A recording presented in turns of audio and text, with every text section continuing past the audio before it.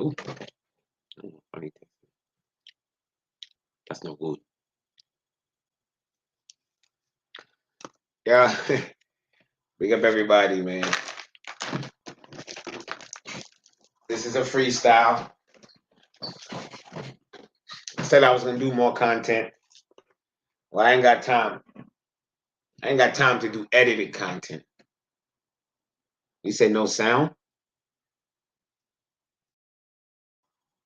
You still no sound?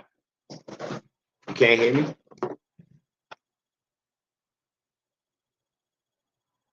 You can hear me? Okay, y'all hear me? Okay.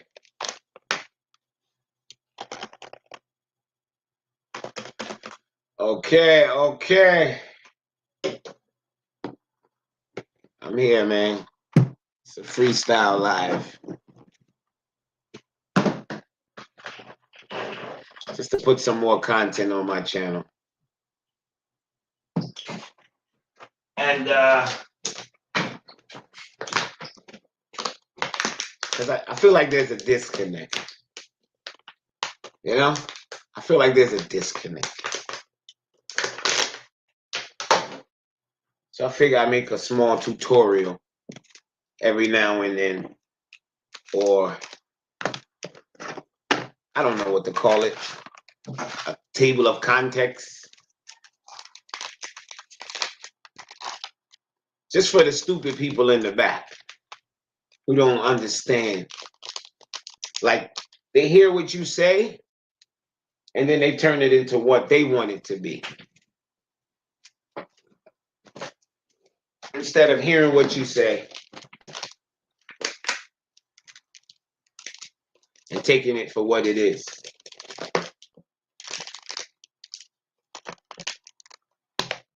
Pick up everybody that's in here. This is not scheduled. This is not, you know, I only do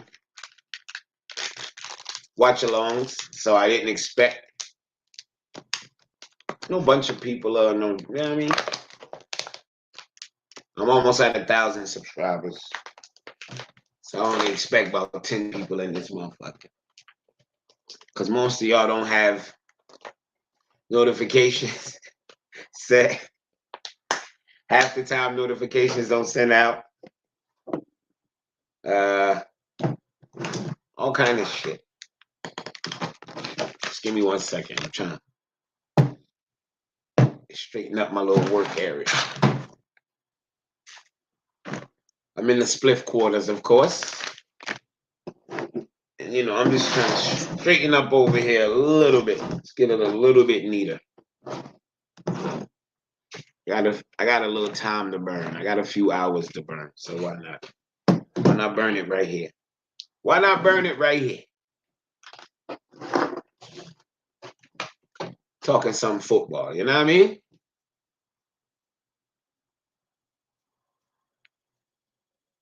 What up? There's 10 of y'all in here. If y'all would be so kind. Just so kind. Just the 10 that's in here. Just hit that like button. Yeah, even if it's just 10. Hit that like button. Hit that like button. Since you are here, wipe your feet. Take your shoes off. You know what I mean? Just hit that like button one time.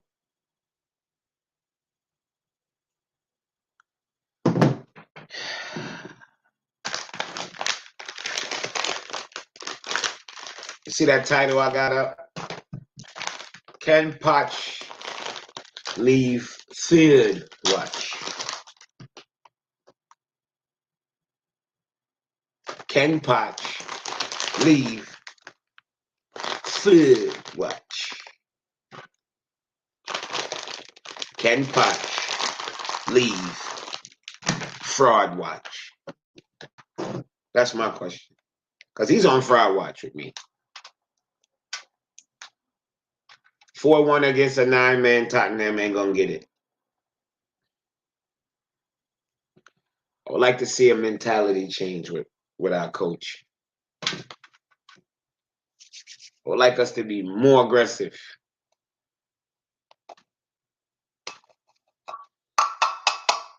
You know what I mean? I know a lot of Chelsea fans, they watch the game. They watch it when they're in their high emotions. They watch it one time, and then they go and they talk about it for the rest of the week until the other game comes.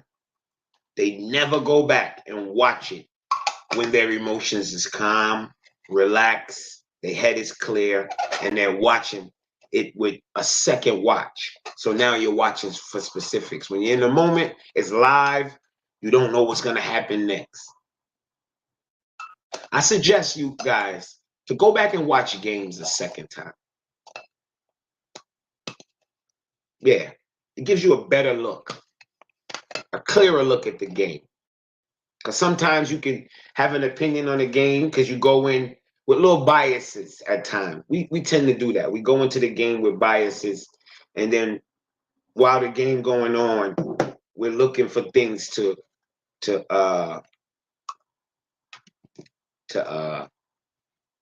verify what we was already biased about in the beginning. Y'all know the term I'm looking for. It's not coming to me right now. Don't worry, I'm rolling up my spliff. We soon get to that. Confirmation bias. That's the word I was looking for. Confirmation bias. A lot of times we look at games, we go into games with our mind of this, this, and this, and then as the game go along, we see that might happen once or twice, and then it's like confirmation bias, you know? But going back and watching games over helps you out. It helps you realize that sometimes what you thought you saw the first time might not be what you saw. You know? And I think a lot of times our fan base need to do that. And stop being so sentimental. You see what my scroll say at the bottom of the screen? You see it? You see what it says? I support the name on the badge, not on the back. I support the name on the badge, not on the back. Players forward, players go. Players forward, players go. A lot of you guys get too caught up into your favorite players because they're more accessible now. Y'all are on their Instagram. Jason Sadler, big up. You follow them, you see their kids, you see their wife. So y'all get a little bit more in touch with the players. You might even comment every now and then, and you get a click like on your comment from them. So you start to feel like, me and this player is one. This is my buddy. Slow down, clown. Slow down. All he trying to turn you into is a stand. I'm not a stand for any player. For Chelsea or any other team or any other sport that I follow. You see this? You see what I got on? Fucking Lakers gear. You see it? Lakers fan since 1988. See this? New York Giants. 1985. 1985. Lakers, 1988. Hugo, big up. Big up Staffy TV, my G. My G. See, Staffy, I got to big you up. You already got me a few people, even if it's one. Hugo, like and subscribe, man. We here. See this? Giants. New York Giants. 1985. 1985. See this? Lakers gear? 1988. Okay? Okay? 85, 88.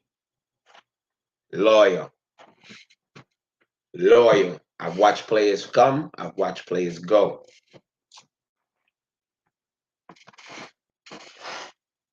See that? Chelsea CFC. Thanks to the great Claude Makelele. Thanks to the great Claude Makelele.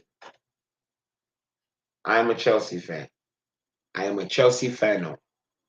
When Claude Makelele left Real Madrid, he went to Chelsea. I followed him because he was my favorite player at the time.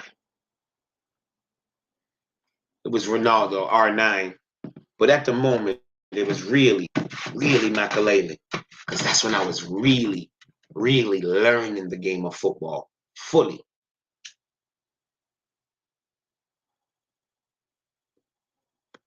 Started watching it in the late 90s, but fully got a grips of the game in the early 2000s. And that man right there, Claude Makelele, made me a Chelsea fan.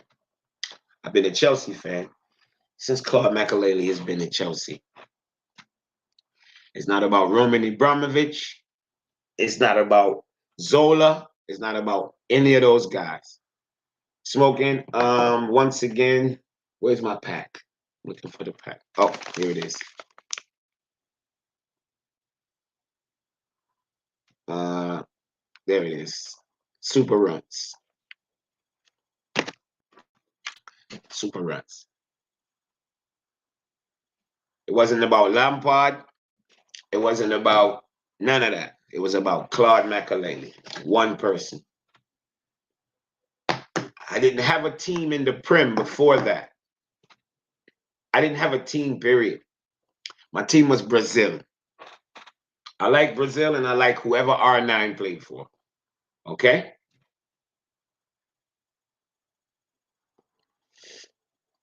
But Makelele went to Chelsea. Makelele went to Chelsea. I followed. Lee Bell, my guy. Makelele went to Chelsea. I followed.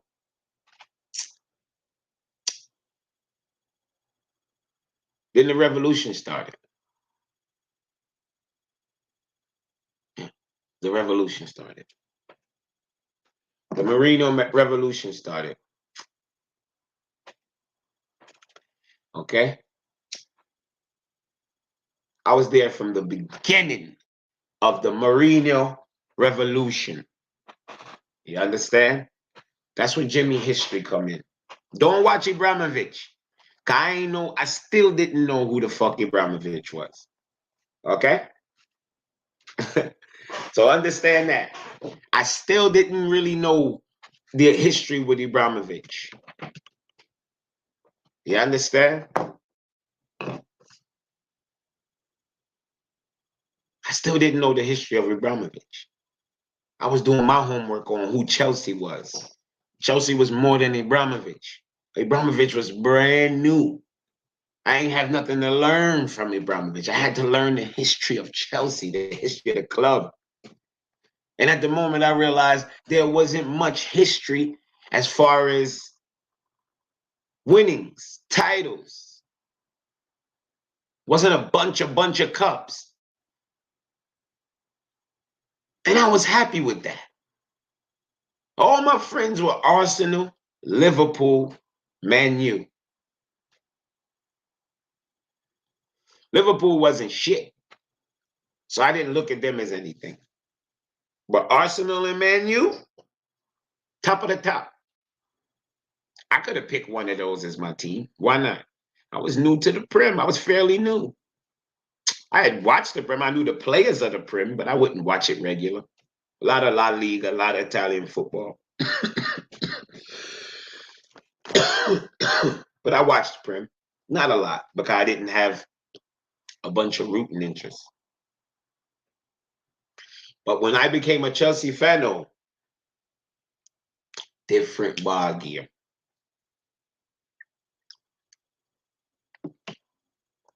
Different ball gear. And then Abramovich started revealing to me who he was in the world of football.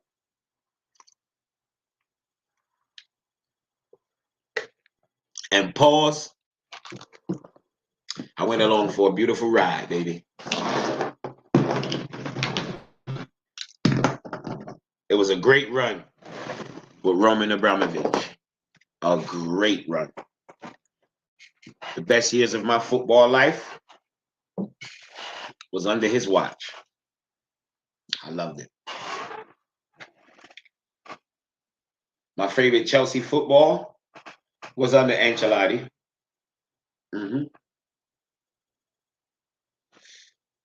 He didn't win the Champions League, but probably still my favorite manager because of his style of play, because the way we played under him.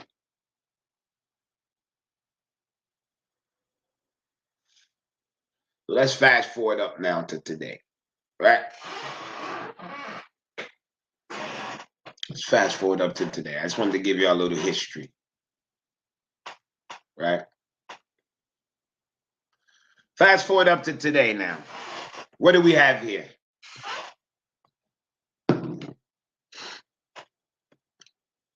Bro, you're going to have to hit rewind. Just rewind. I just explained that. Rewind to about the 10th minute. Be blessed. Rewind to about the 10th minute and then forward back. I just explained that. So you fast forward up to today, right?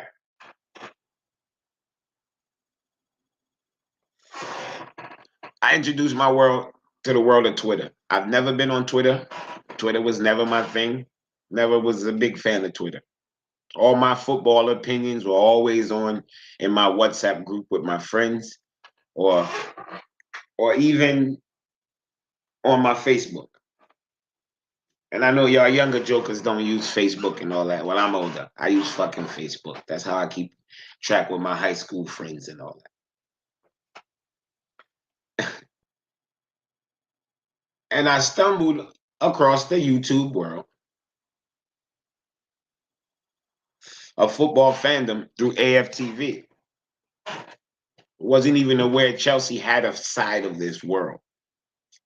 Wasn't even aware. I just thought AFTV was fucking hilarious. And my natural hate for Arsenal, it was just beautiful. Especially the way they were just slowly dropping and falling and falling and falling and falling. You got to remember when I started watching Prem originally in the late 90s, early 90s, I'm saying mid-late 90s, early 2000s, I wasn't a heavy watcher. I just always kept the eyes on the top teams, you know? Always kept your eyes on the top teams because of Champions League and all that good shit. Arsenal was always a top side. And a lot of my friends were Arsenal fans because of Thierry Henry. Big Arsenal fan. But most of them was Liverpool fans. A lot of Jamaicans were Liverpool fans.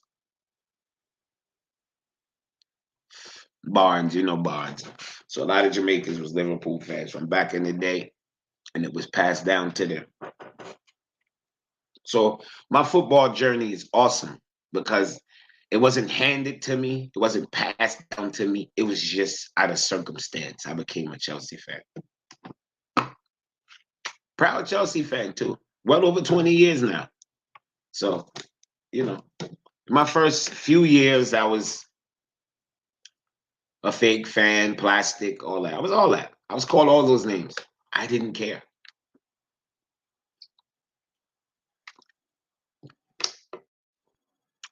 Because the liking for the team was natural. It couldn't be any more natural.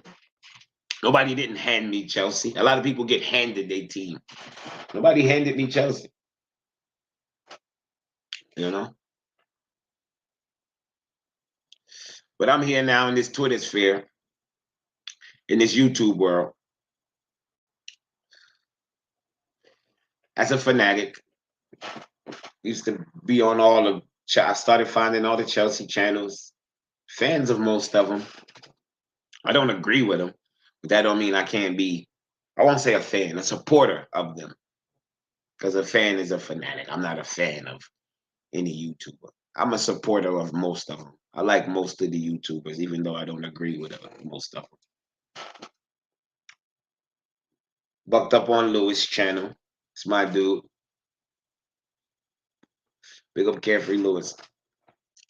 And that was the exact chaos that I needed. Lewis channel is the type of fan and fandom that I'm into. It's chaos. It's complete chaos. I love it. I love it. But it's a mixture.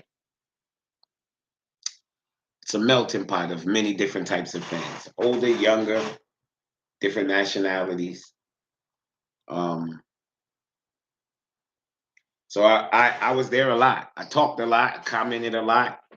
A lot of my comments used to get highlighted even without me super chatting and all that. He modded me one day, and I'm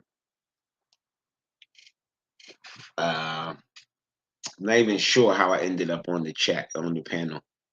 I ended up on casually FC panel one day because it was like it was a chat. It was having a live stream one day, and there wasn't a lot of people in the chat. And so a lot of my comments was coming up, and they just invited me on. I went on and talked. And I think it was Winter Surfer was like, yo, you got good football opinions, man. You need to get on some of these channels. And I was like, well, if I get a chance, I guess I will. Big up Lewis. He brought me on the panel one time. After that one time, he was like, yo, whenever you want to forward on, just give my opinions, man. I'm a fan like everybody else.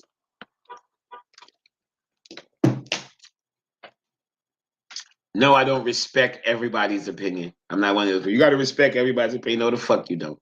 Because some people's opinion is based off of nothing. I respect opinions that's based off of something.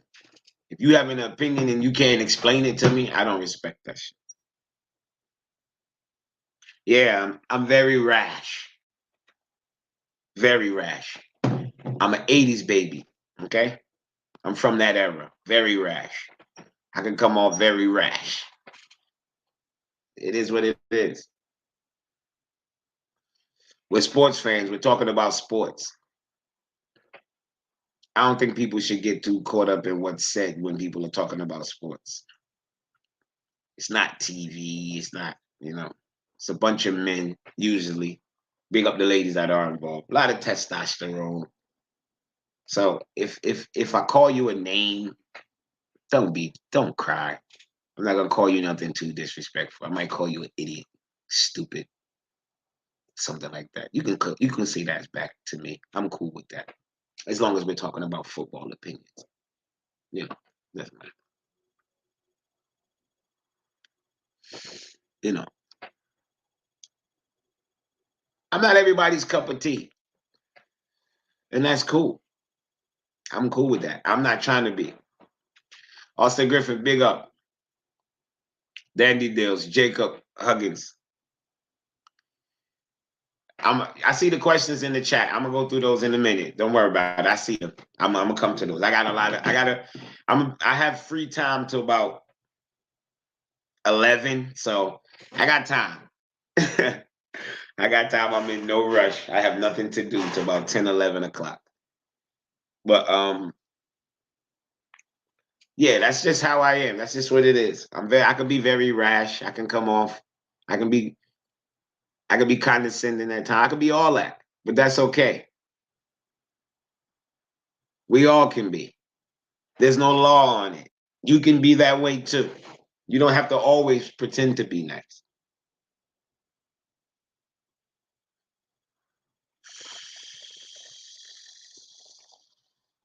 You know what I mean? You can do that.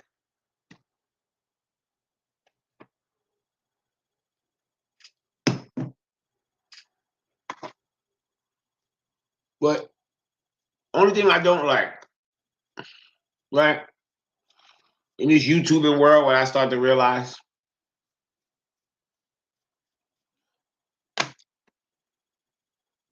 people only hear what they want to hear. Right? Because I've never once ever said fire Pochettino. I just said he's been shit. And then somebody would say, well, if you think he's been shit, that must mean you want him fired. No. No, it doesn't. I'm just giving you an assessment of what he's been so far. So far, he hasn't been good. It's not a crime to say that. It's not a crime to say your manager hasn't been good.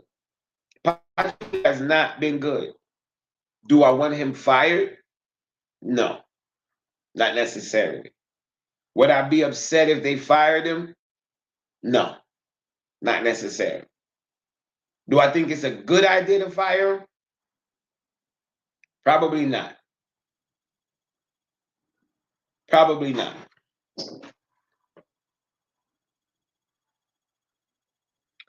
Probably not. Yeah, I probably wouldn't fire him. But that don't mean I'm not gonna judge him just as harsh. He ain't been doing well. That's my problem.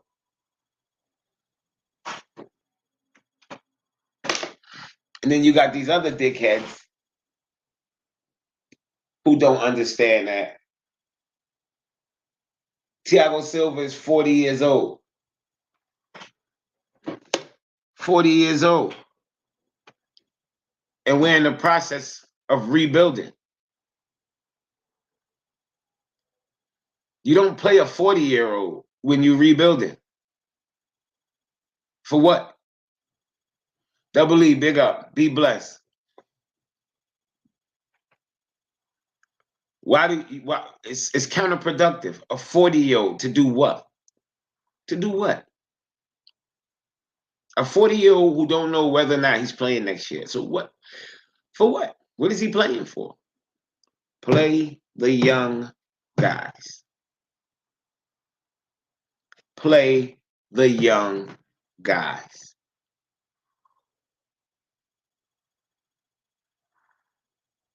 Oh, Thiago Silva's our best center back. No, he's not. No, he's not. He's just not. Has he had a better career than the other ones? Yeah, he has.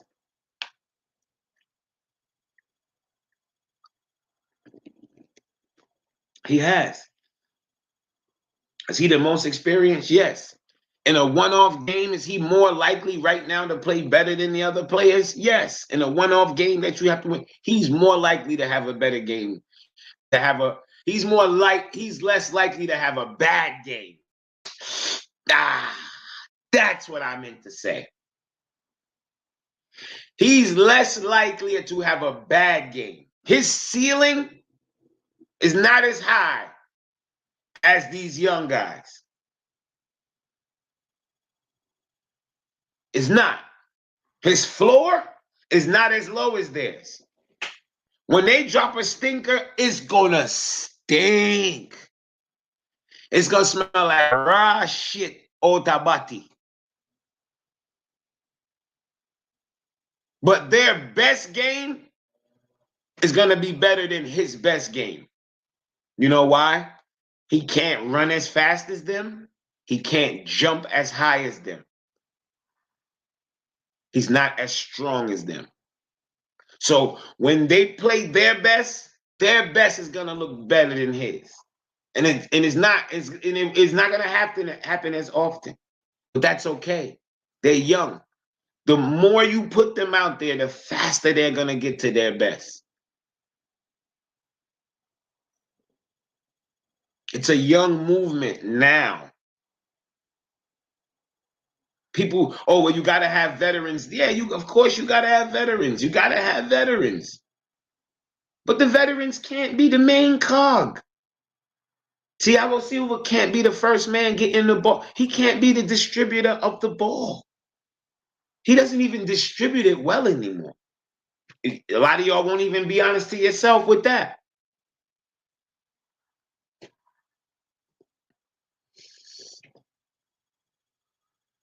A lot of y'all won't even be honest with yourself about that. Remember Thiago Silva used to spray the ball to the wingers? He don't do that anymore. Now he points to the winger, point, and then pass it to the side. That's what he does now.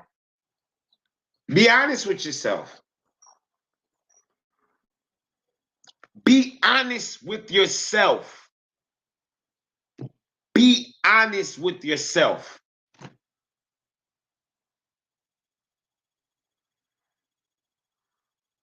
Thiago Silva don't get that many clean headers on the ball anymore. Off of set pieces. He got one the other day, but that was the first one in a while.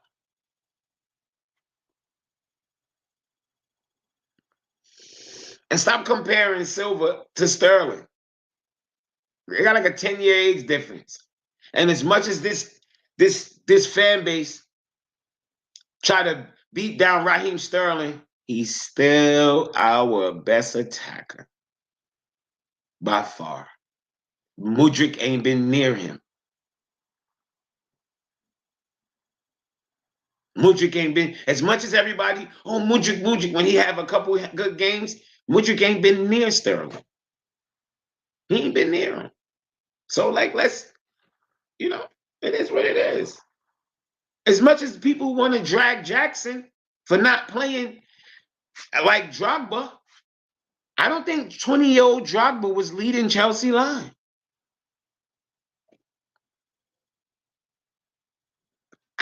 I would know. I was around when Drogba came around. He wasn't 20.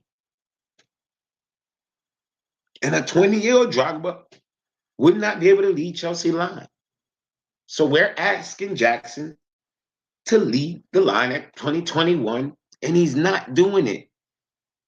I'm not surprised. I'm not surprised that Jackson is having struggles. But he had a hat trick the other night. And then you got this bitch-ass fan base shitting on his hat trick. Leave that for the rivals. Why would your own fans be like, why would your own fans beat down your hat trick? He scored 3 goals in one game. When the last time we had a hat trick from anybody?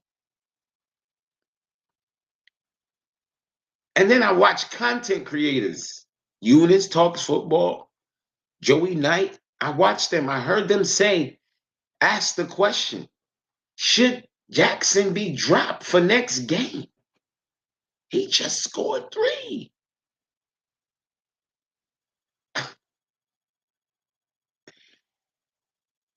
Will Potts give the same instructions? Probably. Probably. And that's one of my issues with Poch. It's his style of play. Because I believe we play slow because that's what he wants. Double E, exactly. The same ones who was killing Jackson, is the same ones that said Cucurella is shit, sell him, get rid of him. They wanted him gone. They cried. They cried. They fucking cried when Lewis Hall was sold. Cried. They cried. Well, guess what? If I'm not mistaken, I think Dan Burn is out for a few months. Let's see what Lewis Hall do. I wish him well.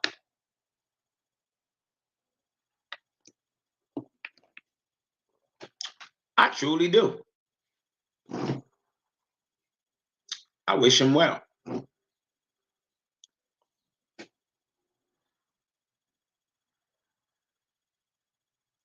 Exactly. But people would like the time, the time given is given to who the big accounts and to who this sucker ass fan base say give it to. Because Jackson is younger than Mudryk. Jackson got here this year. Mudryk got here last year. Jackson is younger than Mudryk. And the same people who said, don't beat down Mudryk, support Mudryk, are the same ones who'd beaten down Jackson. I don't get it.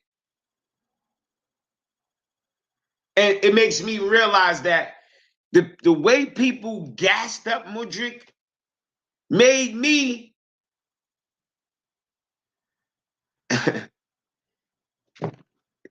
made me critique Mudryk even harder than I should have. Pause.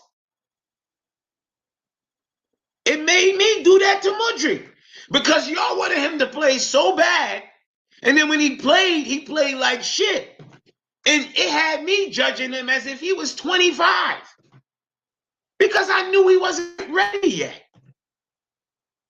I should have known. I should have judged him like he wasn't ready yet. But instead, I was judging him off of what? The people that was gassing him.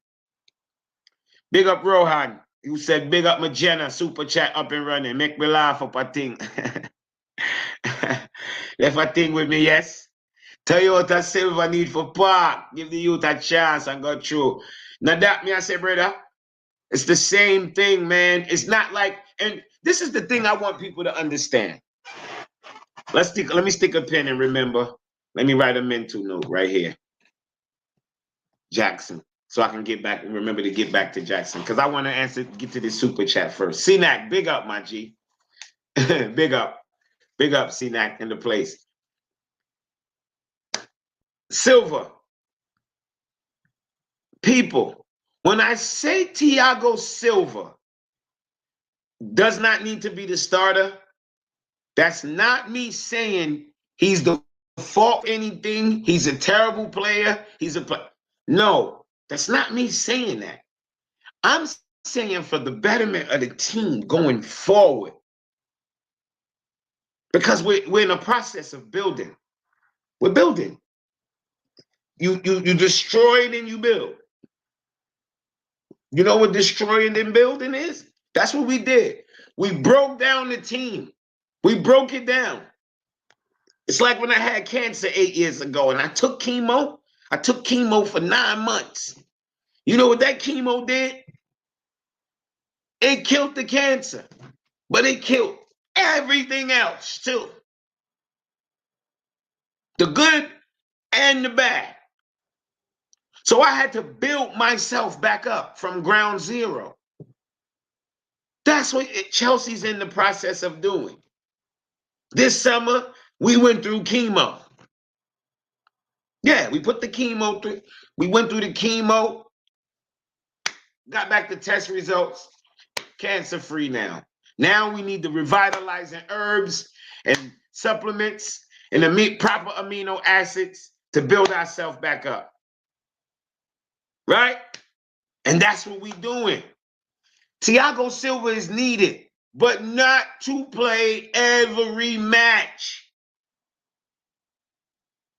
If Thiago Silva could play every third match, every whatever, be perfect. Badia Shield, Disasi, Caldwell needs to be the 3 center backs getting to learn to play with each other. And if you want, I'm not even trying to be a dickhead or nothing. You can even throw Chalobah in there for me, bro. Yeah, you can throw Chalobah in there for me. Because they're young. Get them out there. Get them playing. Let them make their mistakes. Get it out way. Because next year, when Silva's not here, y'all going to want either Badia Shield or whoever else they might bring in, young player, to step in and hit the ground running. And they're not. They're not going to get a chance to. CNAC, big up yourself, my G. Yo, big homie Spliff monetized. Yeah, something like that. We got a little super chat, super sticker, super duper, super. We got all that popping. Blessings, bro. My style fan base. Ride the short bus back in the days because they ain't use the logic in analyzing players. Trust me. I know, bro. I like sometimes we can all lose it. Like when I'm watching the game, I'm gonna say some crazy shit because I'm in the mood, I'm in the fanatic mood. I'm gonna say crazy shit. I'm emotional. I'm wild emotional. I'm in the game. But you give me like 12 hours later, I'll be way less emotional. Calm down. You give me 4 hours later, 8 hours later, I'm calmed down. You give me 48, I'm thinking straight. Now I'm completely thinking straight. That's why I can look back at the Arsenal game and the Brentford game and all these games. I watched them over. I don't just look back. I watched them again. I watched them over. I watch games over because I want to know what I'm really watching. I don't want to be, I'm not trying to get my coaching badges, but I want to know, I want to know what I'm talking about when I'm talking about my team. Not general football and, you know what I mean? My team. When I go to team, I want to and argue about my team.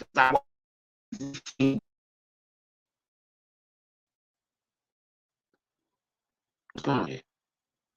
What's going on here? My internet going in and out. I don't know why. The fuck is going on here, StreamYard? StreamYard, don't fuck yourself. JC say Humphreys. How about him? Yeah, Humphreys will be back. Good quality player. That's why he's on loan. And he's playing good with his loan. Yeah, my connection is boofing right now. I see it. It's wilding. I might have to throw my hotspot on if you do that again. He's doing good on loan. He probably need one more year alone, do his thing, and then he's ready. And he's back, and then he's ready. He's either gonna be ready to come in and make an impact or ready to be sold for a fat piece of food. And that's just what it is. And I think we all need to realize that that's football. That's what football is. See, fans short of fanatic. It's what we all supposed to do in the heat of the moment. Niggas turning that paid and analysts. Yeah, exactly. Yeah, Double E, same thing I just said. Yeah. But back to Jackson, what I was saying about Jackson, because I wrote that mental note right there.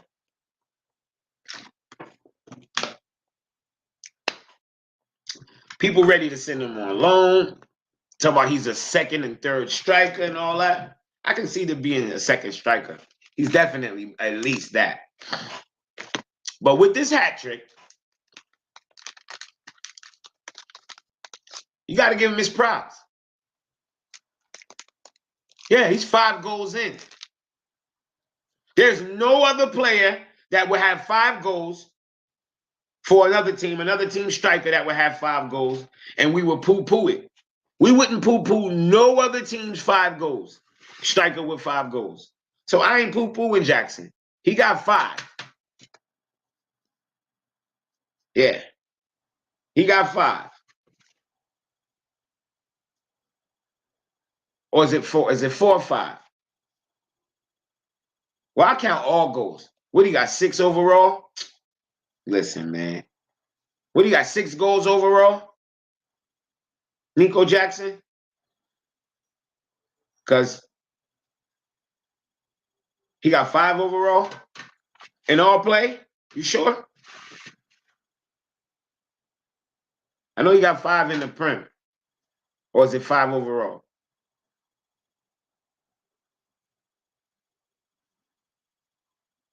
He got 5 in the Prem, right?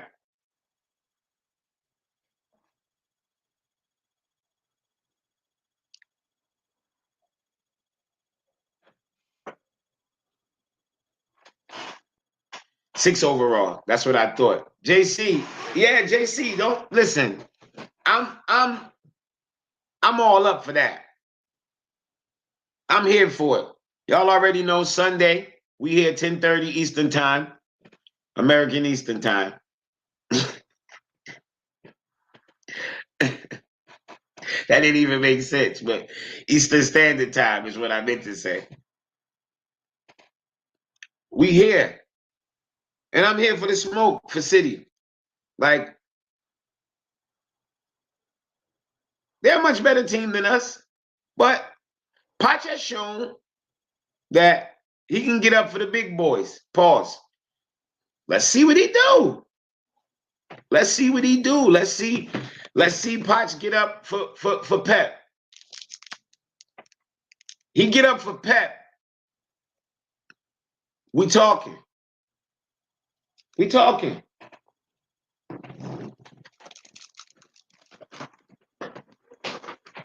But him getting up for Pep,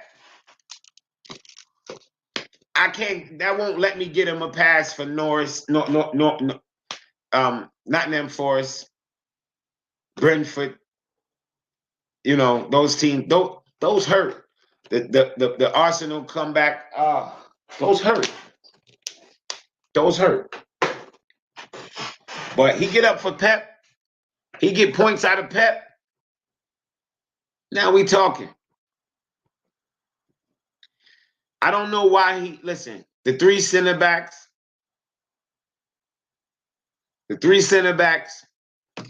That's why people ask me, why is Pep on fraud watch? Why is he on fraud watch? If you ask me why is he on fraud watch,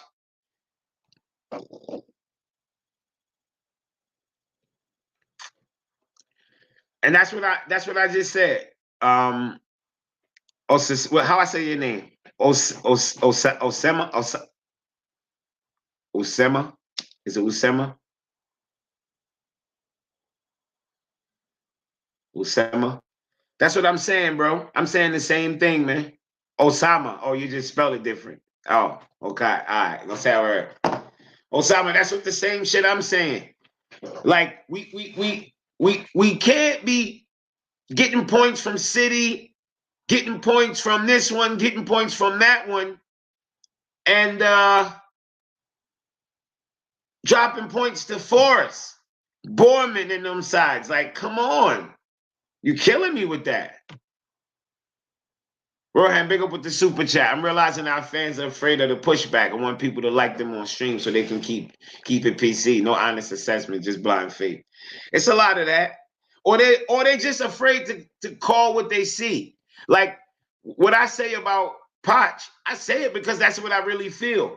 I think there's more people that feel like how I feel, but they don't want to say it on stream because they don't want to have the backlash. I'm willing to say it because it's just how I feel. I'm not scared to be wrong about that. It's not because, all right, one of the problems is these idiots think because you think he's not doing a good job now, that means he should be fired. No, that's not what I'm saying. I'm just saying he's shit in the bed. I'm just calling what I'm seeing. Exactly, losing points to Everton. Shit like that, Jacob. Like we can't be doing this. Yeah, we'd be competing for top 5 right now if we wasn't dropping points to the small fries. I'm less upset about the West Ham game. West Ham is an actual team where I can look at it and be like, oh, we dropped points to them. You mad, but you're not all that mad. Villa, another one. Forest, no. Brentford, no. No. Fucking no. Fuck no.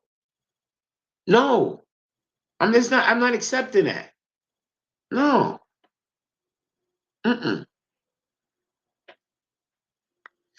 Not them Forest, bro. Brentford. That's supposed to be 6 points, bro. Yeah. Bournemouth. Hey, come on, man. What we had with Bournemouth? A 0-0? How did the game go with Bournemouth? I'm trying to remember. Well, we had like a 0-0, right? Fucking pathetic. Like, that ain't it.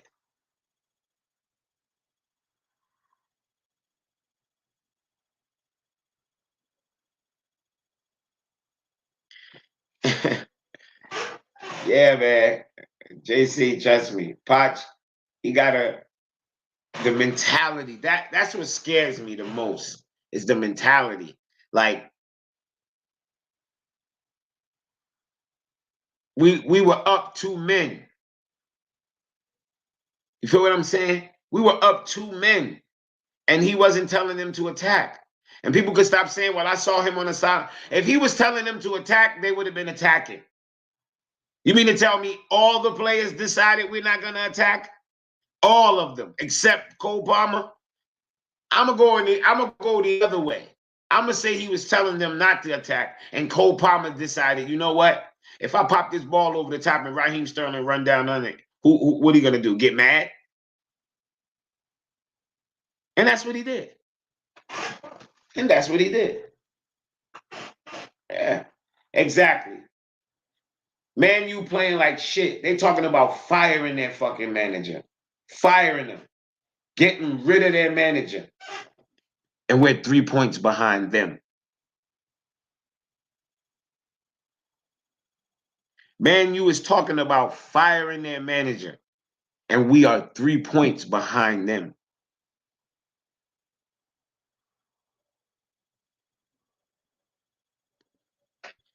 Think about it.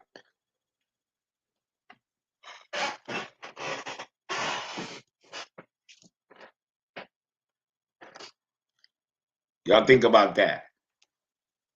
Man, you was looking to fire their manager, and we're 3 points behind them. I'm not saying we should be looking to fire our manager. I'm saying we should be looking to look into what the fuck he's doing and ask what's going on.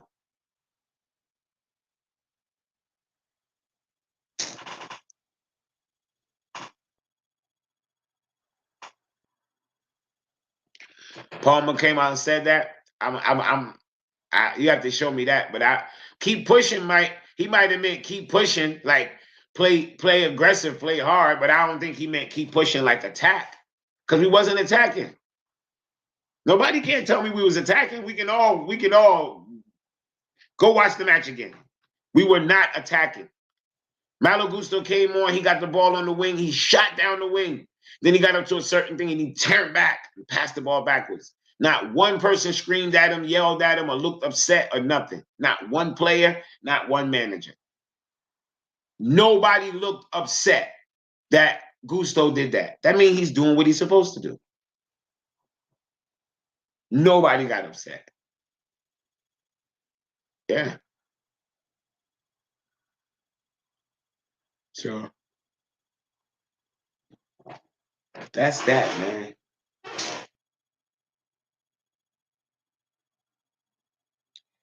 That is freaking that. Seems so. Seems so, Osama. Seems so. Y'all give me 2 seconds, man. I gotta run downstairs and grab something. Nobody go nowhere. 2 seconds. I gotta run downstairs and grab something.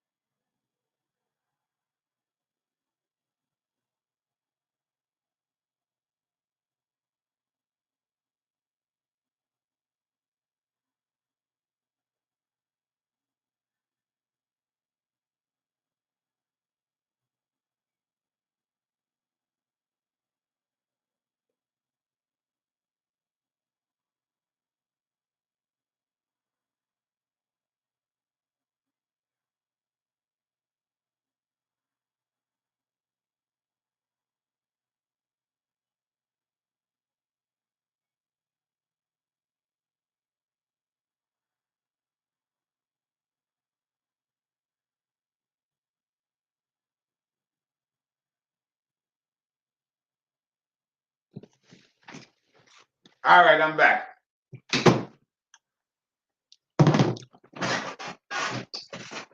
Just needed a power snack.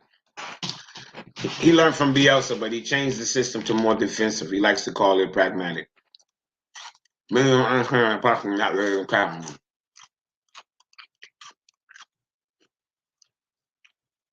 Ritter, he's showing he's not very attacking. And we look like we don't practice attack. I swear. Our attack looks so clueless in the final third. Clueless, they can build it up with the best of them. When they actually want to build up play from the back to the front, they get up there quick. Nice passing, movement, everything. And then that final pass, oh my gosh.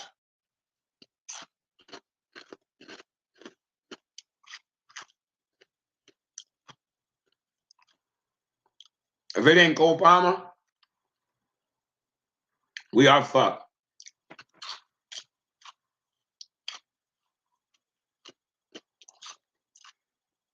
We are fucked.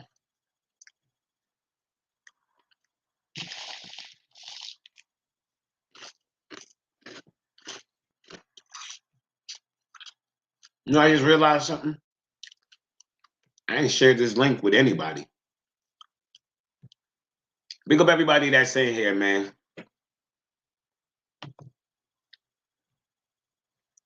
Big up everybody that's in here.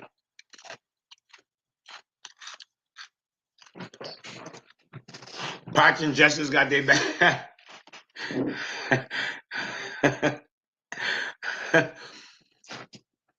I don't think Justice is gonna be on my channel because he said, you know, I'm the reason people don't go on Lewis's channel.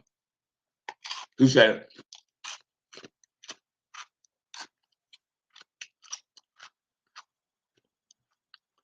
I started having doubts about Pop once he came out. Yeah. Some of his comments has been scary. Yeah. Some of his comments have been scary. See that?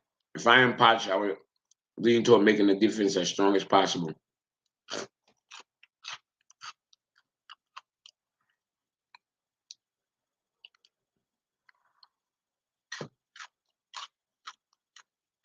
Easy juice.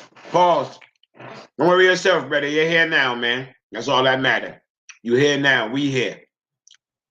We only been here for an hour so far. Osama, hell yeah, I remember. Hell yeah, I remember. I pointed it out that same day. Like, look, you can see he from a whole different planet. He telling them, yo, run, go there, go there. Like, what are y'all doing? Exactly. Nkunku's coming back, title charge incoming. In all seriousness, the 4 players are just freestyling. Yeah, man, it's like Vibes FC in the attack. Straight Vibes FC in the attack, man.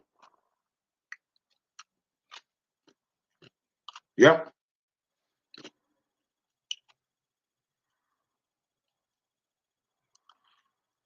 Yeah, he said that the other day. Because he was waffling. He got into waffle mode like how he can get sometimes, which is cool. And I got into my Super Saiyan mode and shit. You know what I mean? And he got all emotional about it. Oh, you're the reason why some people don't even come back on the channel. I'm like, that's some girly shit. We don't do girly shit like that. You could have kept that to, if you're not going to call the person's name out, you could have kept that girly ass, get that soft ass shit out of here, man. You could have kept that girly ass shit to yourself, man. You know what I mean?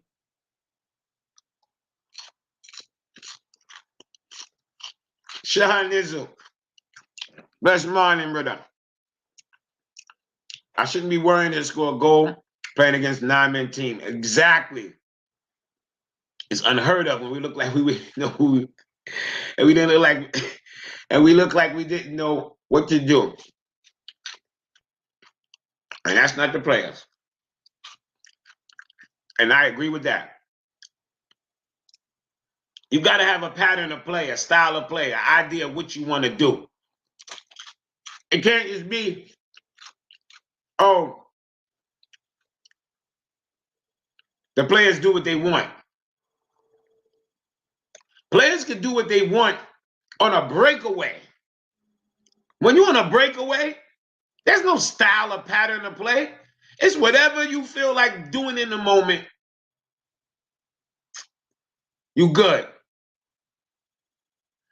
But when you got a low block or a mid block or whatever, you need a pattern of you need patterns of play to break it down. You can't just be freestyling. I can excuse poor finishing, but the way we play, the mentality, the tempo, yeah, exactly, bro.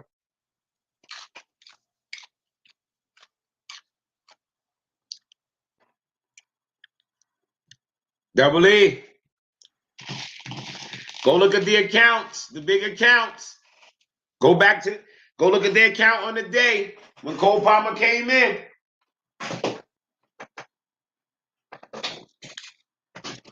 They were all saying Ryan Shirky. Can't believe we got this guy over Shirky.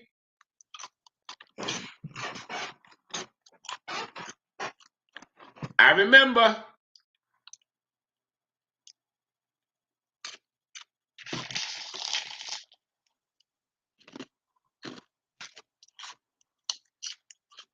Joey, my G. Ashamina Tony. You want to know my answer to this? Ashamina Tony? Yes. That's my answer. Yes.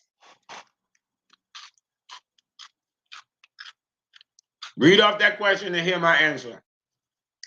Ashamina Tony? Yes.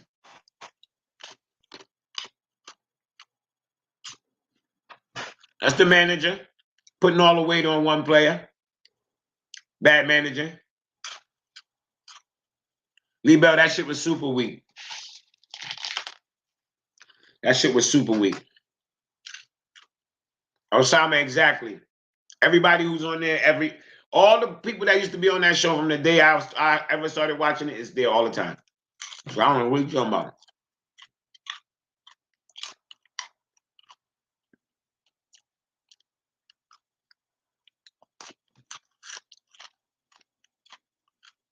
Rainbow the God, I'm not even highlighting your chat.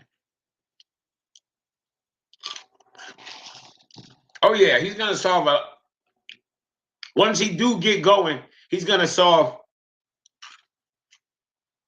quite a few issues that we had. Creativity and goal scoring.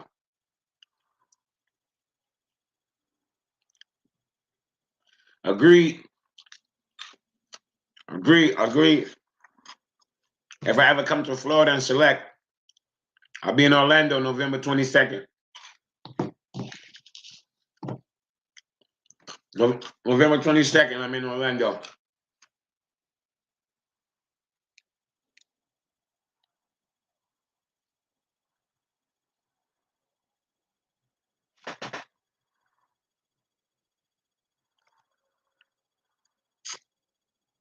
See that? I'm in Orlando. November 22nd. Premeditated murder. Yeah. Pink Panther, King Shine, Gold Star, Innocent. Premeditated murder. It will be some sounds dying that night, my friend. If anybody don't know, that's what I do. I DJ. I competitively DJ too. It's competitive, so yeah. So even though I'm new to this YouTube and shit and all that, I'm not a small fry over there. In that world, I'm no small fry over there. I'm a small fry here. I'm new here. We just building this here. We've been doing this a few weeks. But we ain't no small fry over there. I'm no small fry nowhere. So don't worry. This is going to grow too. We're going to build this up too. Big up my G Lewis. Big up Staffy TV. Yeah. Big up Carefree Lewis G. Big up Staffy TV. It's my guys. Always put me on their platform. Nkunku won the Golden Boot last year in half a season. Exactly, Joey. He fuck around, come back, and still be our top goal scorer. because he'll be back after the international break. I love that. So you know what that lets you know, right? He's healthy now. He's pretty much healthy now. And because they said they prolonging it, they holding him off. That means he's healthy now. Ibs. Oh my God. Yo, I'm gonna drop the link in the room, man. Joey, Ibs, anybody else in here? If you want to jump on and talk it up, we here. You know, like I said before, I got a few hours to blow. I got to take my car to a mechanic at around 11 or so. So I got some time, man. Plus, I'm gonna start doing this every day. I'm gonna start coming on every day that Lewis don't do a panel, because usually out of 5-6 days in like a 7-day week, Lewis probably run like 4 panels, sometimes 3. So what I'm gonna start doing is run my show, just run a live show, talk about football, and run a panel, just a live panel. Whoever feel like coming on, come on. We talk, we chop it up, we talk shit. We watch all sports in here, as you can see. You know, I live in America. I was born in America, but even though we love football, we watch basketball, we watch NFL, we watch all that. You know what I mean? So we do everything over here. We're multi-talented. What's good, Jimmy? How we doing, brother? I'm here, man. I'm here. Just running through some of these comments. My mic sound all right? Yeah, you sound good. You sound good. I can hear you. All right, cool. Our final third players are not cohesive enough as attacking unit. When you don't have the players that let you at least rely on the system to help to get exactly. When you don't have the players, at least there's a system that at least every player know. You know what? I know if I'm here, the ball will come here, because that's what we practice. If I'm here, the ball gonna come here, and then when he goes here, I need to be here. No freestyle. No fucking freestyle to the team, man. Like real live, you know what I mean? Oh, hold up. My bad. Let me duck out real quick. All right. Yeah, I got like 20 minutes before I got to get back to work. I got another appointment, you know. Yeah, Tony will be perfect. I gotta take care of work. 4 years of his prime. He once he demolishes, sell him off mid-table for like 30. Exactly. 25, 30 mil once you finish to a mid-table side. You know what I mean? Or he might go to Italy and score fucking 35 goals at the age of like 33 and shit. You know what I mean? Because when you're aggressive there, you score goals. I still wonder with Tony, just how good he looks. You know, he's been off for a year. That's all my thing. The more I watch, he's been off for a year. I don't think I just like to see. Yes, 6. I just like to see. Also, it's like the other thing is with Poch is like he likes to run people to the fucking ground. Excuse my language, but like, nah, you good. He's coming back from a year of not playing to pipe running this boy straight to the ground. It's gonna be interesting to see. You know what I mean? Like those are the things I think about. You know what I mean? It's not really quite a year. It's only been half a season. Remember, half a season. He didn't miss nothing really last year. Okay. Yeah. About 8. It's been about like 8 months, you could say. Yeah. Yeah. About half a season. Enzo's a 6, bro. Enzo's a 6. Enzo's definitely. I'm very interested to see how we play with Lavia too, because I think Lavia could be a very beneficial player. Yeah, especially if you seen how Caicedo struck that ball. Oh man, listen, Lavia is gonna be the first midfielder off the bench, and I don't have no problem with that. That's a hell of a. It's gonna be interesting. It's gonna be interesting to see, you know, because like not only Lavia but Nkunku are gonna be right around the same timeline coming back. Right around the same timeline. They both around. It looked like Lavia is looking like he'll be back probably a couple weeks after the international break, and it looks like Nkunku's for sure back after the international. I think Nkunku's ready now, but they say they're holding him on. Yeah. They're holding him until after. They're giving him another 3 weeks just to make sure he's good. When's the international break over? Is this? I think it's a 2-weeker. It's a 1 week or 2-weeker. I'm not too sure. Against Newcastle. Yeah. Oh yeah. At the end of the month. like Thanksgiving time, Thanksgiving Thanksgiving. weekend. Okay, that's what I thought because I was just looking at him. I've been looking at his videos and everything. Like, man, this dude, he actually looks a little bigger. Like he been in the gym for Yeah, he real. been in the gym. Yeah, you can Like see he been they, in the gym. Yeah. Oh, like he's and seen Nkunku? how. Mhm. Yeah, like if you Oh, compare, look at bro, his I'm picture how he telling you, was. this boy. I'm telling you, this boy. He got the eye for the goal, son. Oh Yo, yeah, I'm gonna he's die on good. this hill, son. I don't care about any. I'm dying on this hill. Everybody wants to wait. I've been waiting for Nkunku more than any of these other players. As much as I've loved Caicedo, as much yeah. personally I love Caicedo, Nkunku was the one I was waiting for. Oh yeah. That was the one I was waiting for. That's who I wanted to see. That was the person. The link up, the connection in the middle is where you are going to see a difference. Because you Yeah. see Cole Palmer that can invert, he can pick up the ball, where Gallagher likes to kind of float a little bit more, and Mhm. Cuckoo's in the box, picking Yes. up the ball in the 'Cause- box. In the box. But the In thing the box, is, or he's taking the ball himself in the box. And he can dribble That's- in those tight spaces. You see how Yep. Sterling, how it fumbles and bumbles with Sterling? yeah, Cook is not gonna fumble and bumble with him. No. It's gonna be no, dribbling in between those players, nutmegging players. The inside, In those spaces. He's gonna get a lot of in the Prem. What I know he's gonna get penalties.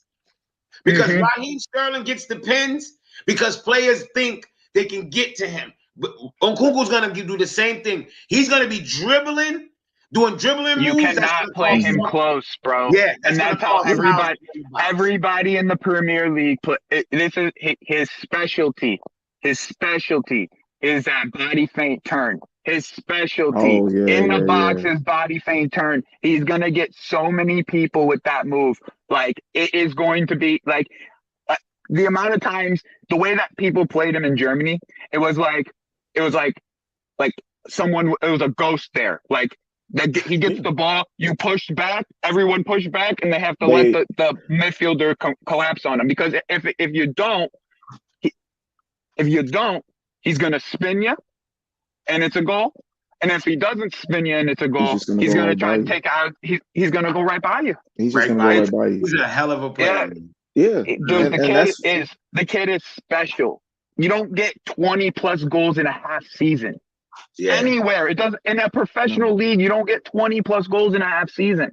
This kid won the Golden Boot in a half season last year. In a half season. I'm dying on this hill, son. I'm dying on this hill.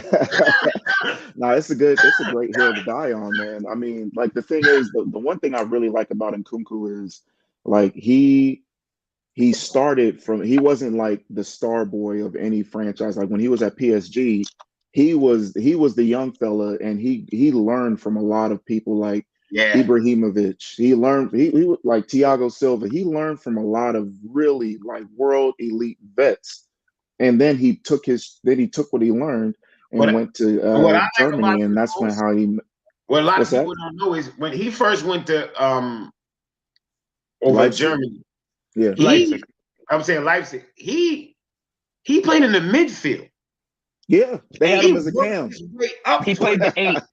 They had He him played as a the 8. cam, man. He played He was a scoring fucking so many 8. goals. He was so like he was creating so many opportunities from that area, Doing like it. picking up the ball and 15 assists. They didn't know yep, what to do he with was him. creating so many opportunities from that area. There was a point where he just kept on getting pushed closer to the Further goal up. and closer to Yeah. the goal and closer to the goal. Like there was a point, it was Nagelsmann back in the day. It was Nagelsmann. They had him playing like right wing against City, and he was torturing. Oh yeah, I remember that game. You can look that game up. Yep, you can look that He game up. tortured them. He He tortured let me them. see if I can. Let me see if I can find it. He put them in the blender a couple years ago. Oh, yeah. Like it was Yeah. like, bro. And this was the guy that I thought was Look at going this. to replace. When you put Nkunku versus, the first thing come up is Man City. Yep. You He talking does about a number on when they them, played bro. him in Germany, right? Yeah, and it's Mhm. the name of it is the day Christopher Even when Nkunku- City scores 4 or 5 against Leipzig, he'll put two he's away gonna have- against them. This the It's name of like, the name of the comp you want to watch is called "The Day Christopher Nkunku Single-Handedly Destroyed Man City." Yeah, Oh, he's like he is just that put a hat the in. Nino video or something like that? Yeah, he went crazy. He Yeah. went bro, crazy. he was the guy that I expected to replace Benzema at Madrid. He was the guy because the way that he plays, the way that he could pick up the ball, play that false nine position, like I thought that he would be the guy in the end that would be the guy to end up replace, like perfect fit replace Mhm. of Benzema. But the thing about if as far as him and Benzema, I wouldn't know if they were gonna be like right. I didn't know if he would like actually if they would play him at the 9. You know what I mean? Even though like he can play the 9, but like he's better as just being the second striker. I'm Yeah, but talking about. If he can have someone he could connect with, that's the Yes, here's thing. what I exactly. When So he like has if someone he let's say can if he connect was with. playing with Benzema, man, they would be But competing for who's leading I the think goal. if Nick can get back to connecting with that someone close to him, because there's never anybody close to Nick. It's always Nick running, right? It's Yeah. Nick Yeah, picking up exactly. the ball and Nick running. And he's always Exactly. they all What and we like saw, he always what we has saw in both. preseason, what we saw of Nick in preseason, he's best at when he's picking up the ball, when his back's turned with him and creating something off of them. You know, like the goal, like the perfect example of the Mudryk goal, right? Yeah. Nick created off of that. Mudryk created off of Nick, and they worked together with each other. And you've seen a couple times this year where Nick will like throw a cheeky back heel and it'll create opportunity to for somebody. Mhm. That connection is that's the type of like interchanging play that Nkunku thrives off of. Like that's where he thrives. It's like you got to get people close to him, because as soon as people are close to him, then like that low block situation with Nkunku, that's that's the guy who can do it. That's the guy I, who can score in a low block because he's I think technical enough to be I able to think do so. when Nkunku He comes doesn't back, just rely like on pace. Nico, I think when Nkunku comes back, Nico is his game is going to look so much better than what it does, because there were a lot of times early on in the season where we were coming in on like these post game shows and we were like, man, he didn't get any service. Like he Yeah. was working really hard, but And he didn't never get no got any service. service. Yeah, he missed his shots, but it's like, I mean, how are we going to judge somebody if he's only A getting like 1 or 22-year-old 2? striker that's not A named Yeah. Holland. 22-year-old 2 and striker, 3, first time in England, 22 in and the 3 shots Premier a game. League, the best league in the best league in the world, and we're gonna try to shit on him just because he didn't finish his chance when he's only got 2 out of 90 minutes worth of work. I mean, come on now, People don't like understand. it killed me. It was boggling my mind. Yeah, he's gonna make some frustration. My whole thing about this whole team, I've already gone into the notion that like, hey, these are some young ass little kids. Like they're gonna make mistakes. Kids are gonna make Right. mistakes. You gotta accept it for what it is. They gotta Like the grow up, only but they thing I'm gotta grow up fast. But that's just the nature oh of it in yeah, the for end, sure, right? Like they But have to like grow up fast. That's it. you're gonna have to see that you're gonna expect mistakes that Yeah. are gonna be happening. I just don't like the way that they're being put in position. If you're being put in position and you miss consistently, then I have a problem. But if you're not being put in the best positions like Posh is not doing, I mean, what else? What do you want him to do? Because like you said earlier, they're just freestyling it when we get to the final When third. we get to that final third, see that we are It's like freestyling. You can see it. a deer We in look, headlights. you know how we look? We look the same way we look with Tuchel. Like they get there and it's like, Yeah. And it's then like, it's too Yeah, late. oh, And then it's that's too late. perfect. Because like with Tuchel, like our problem wasn't creating chances; it was finishing them. We're back. It's like we're back to square one, where we were. We had a great defense. Midfield was so if they were healthy, but they did the job. And then when we got the ball in the final third, it was like, all right, who's going to score? all right, hold on, wait. I think my Rohan, your son plays for the under 12s. He's playing against Messi's son tomorrow. Oh shit. Snap! Okay. Yo, and Rohan, big up on the super chats. You probably spent like $20 already today, man. Big up on the super chat. Oh, that's Yeah, your big son's up. name? Hold on, let me write your son's name down. Let me put it in my Google search right now. Once it goes in my search, it never comes out. Let me Google him right now. Lock it in. Hey. Yeah, man. That was the best news that I had heard all day. Was Nkunku's going to be back at the end of the summer, at the end of the month. Like he was. That's what I heard all day, man. Dark Godsend. is the link. Sorry, fellas. I just want to drop that Oh, link. I'm so excited to see what we look like. I'm just excited. I don't want to. I'm not trying to see like. I don't want to put too much I'm not putting like all the pressure in the world on him to do everything in the world. All I'm saying is I want to see what we look like as an attack with the guy that's supposed to be our connector. You know what I'm saying? Like that's my point, right? Like every team seems to have one. They don't got more than one. There's no team that got more than one. The preseason Brighton game. City got two. That's what I missed. City got two. Preseason Brighton game. That's what I want to see again. Tell me about it. That's what I need in my life. Because when I saw that, that's when I was like, all right, I'm invested. I can't wait for the season to start. The way we scored so easily, how Nkunku started off by scoring a goal from nowhere. Like he had no business scoring that goal, and he ended up scoring. Yeah, like, he just nicked it off his foot. Like he just nicked it off the side of his foot. He wanted to nick it too because you saw him look. Yep. Look right over his shoulder. That's what I'm saying, bro. The kid has an eye for it. He just has an eye for it. You know what I'm saying? He just has the eye for it. Like it's like he knows. Like he just has the eye to be able to nick the ball and get a goal. Like at any point, we don't have a guy right now that we can be like he can just create and score by himself. Yeah. Oh yeah. Yeah. Like we don't got that guy that we know that we've seen before just go and be able to create and score for himself. And he has the mentality. Like if you watch, he's a mentality monster. Like he's gonna be out there like I'm supposed to do this. It's expected. That's why I have no problem taking Gallagher's job. No problem him taking Gallagher's job in the end because don't get me wrong. I like the way Gallagher's been playing, but you take Nkunku, but put him in Gallagher's spot because Nkunku can press. Let's not get this fucked up. He can press, but when he wins that ball, we're talking about creativity on a whole nother level.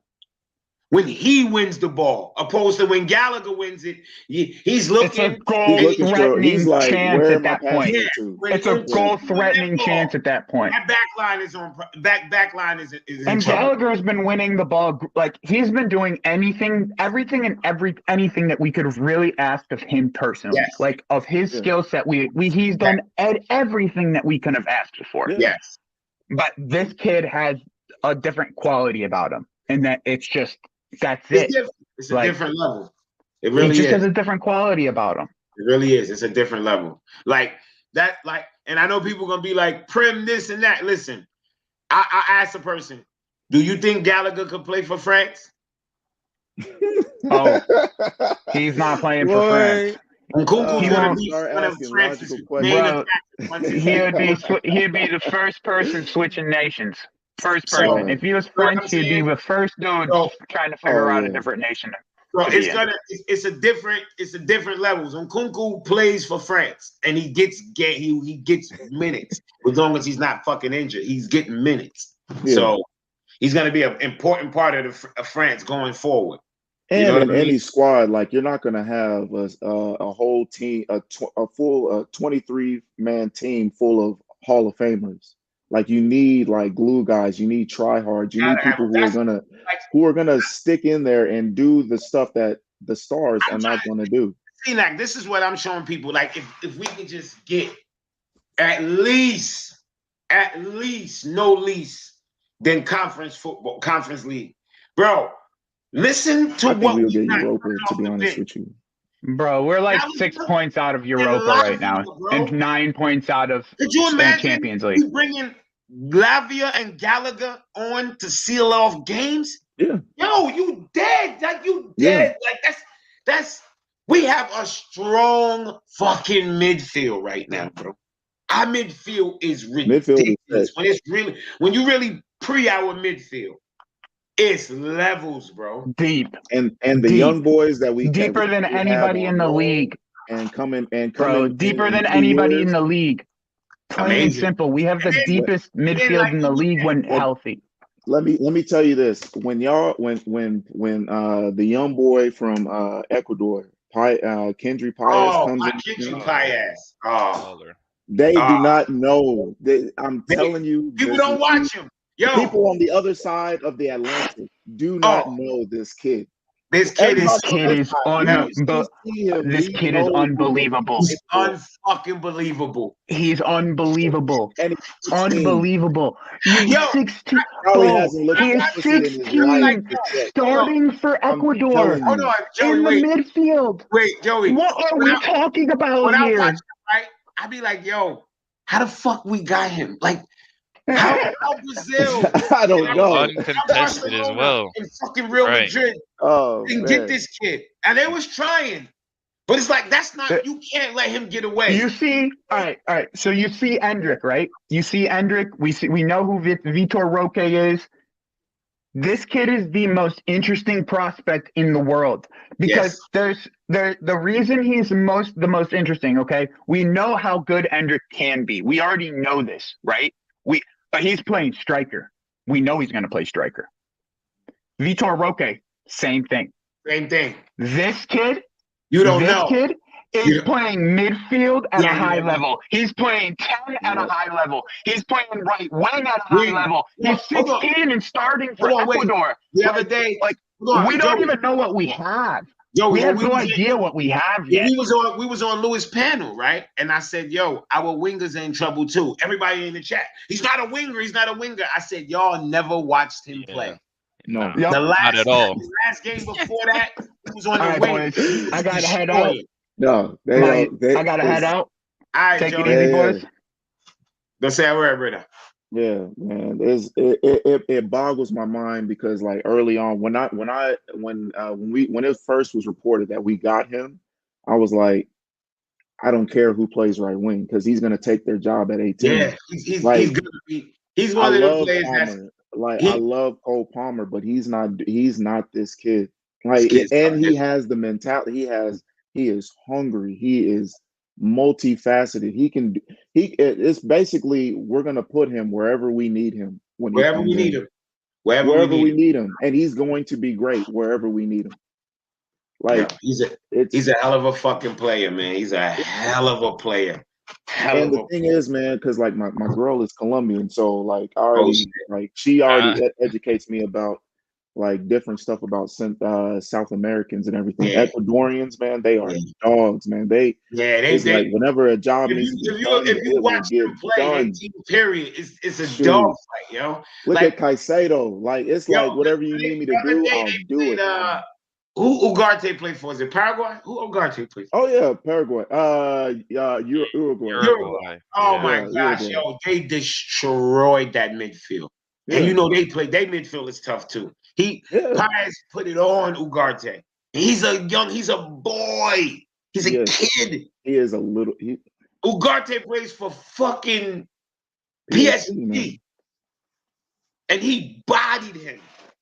Look at Ibs talk about, oh, you loving life. Your girl is Latina. Yeah, man. Pantanos and that roasted pollo. Oh, crazy, man. But yeah, man, like Ugarte, he doesn't look quick. He's good on the ball. Look, I don't have no problem with our midfield. None. I like all our midfielders. Even Gallagher's won me over. But I'm not gonna sit here and act like Gallagher's a starter for my team. Hell no. I don't want Gallagher coming off the bench. Love it. I love it. He closing out games. Oh, yeah. Dog. Gallagher at the 10 closing out games, or if you or even if you take out an attacker and put Gallagher in and add an attacking role, but in a defensive attacking. Oh my God, you locking down the game. Yeah, he's going to be in college in December training with the under 21. He's going to be bodying the under 21s. Watch. Because the thing is, like, what made us great in the past was that, like, if we got one up was done. Everybody knew that. Yeah. And we would always bring in Mikel, or we would have Mikel, Essien, and then we would still leave Lampard in, but Lampard was a dog too on the defensive side, and we would just shut down the game. Shut it down. Usually we were shutting down the game at 12 minutes. Remember, even under Tuchel, under Tuchel, if we scored, I'd be like, yo, shit, game over. We game over. We ain't losing. It's game over. Yeah, like, that year, draw. We ain't letting in two. You know what I mean? Yeah. Like Tuchel was barely letting in one goal. Yeah, that was it. Like Tuchel defensively, I give him that. My problem, Tuchel's another freestyle attack type of guy. No, yeah, he is. Oh yeah, he is. See what he's doing with Bayern, man. But the thing is, like, it's like they're coaching in a different time, because back then, like, everybody used to do freestyle, but at the same time, like, you had some semblance of a style of pattern of play. Like, everybody knew exactly what to do. When you see like, them low it was blocks, like 1 + 1 = 2. You know what I mean? But now it's like everybody is more. It's like we're trying to put everybody into like a cookie cutter type of offense style. You know, like, hey, you can only play in a 4-4-2, or you can only play in a 4-3-3, or you can only play in a back three system. And there's no individualism in the game right now. So a lot of attackers. This is mostly for attackers. A lot of attackers, they're more like, hey, I need you to show me where to be. What you need me to do. Yes. Yeah. And before it was already instilled when they were like 8. You know, so it's like it's backwards. And they get into the Pochettinos and the Tuchels, and they're like, express yourself. Yeah. Like what? Like, no, tell me where to go. Tell me how to express myself. Where should I go? If the defender does this, what do I do? It's like it seems like they don't do that. It's like they're not going. That's why you see Cole Palmer so frustrated, because he's telling these guys, "Yo." He's been instructed by the best, and so like, you know, he knows exactly where to be and what to do and how to. Say it again. Maybe he should be telling people what to do in practice in the attack. Shit, I wouldn't be surprised if he's already doing that. I'm not against it. Exactly. I wouldn't be surprised. Too much side passing, bro. Too much side passing. They be killing me with the side passing. Like, that's one of my bugaboos with fucking Thiago Silva. When he get the ball, he starts to pointing like he's about to throw into the attack, and then he passes sideways.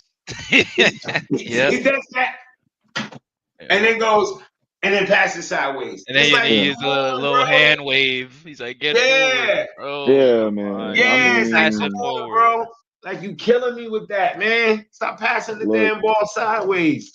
I think I came on this stream earlier when you were talking about giving the young center backs a chance. Like, I'm actually, like, before I wasn't really about it. I was like, hey man, we have him for a year. Let's use all that experience. But just as the season has gone by, man, I'm starting to lean more towards that idea. Like, man, we got to start planning for life without him.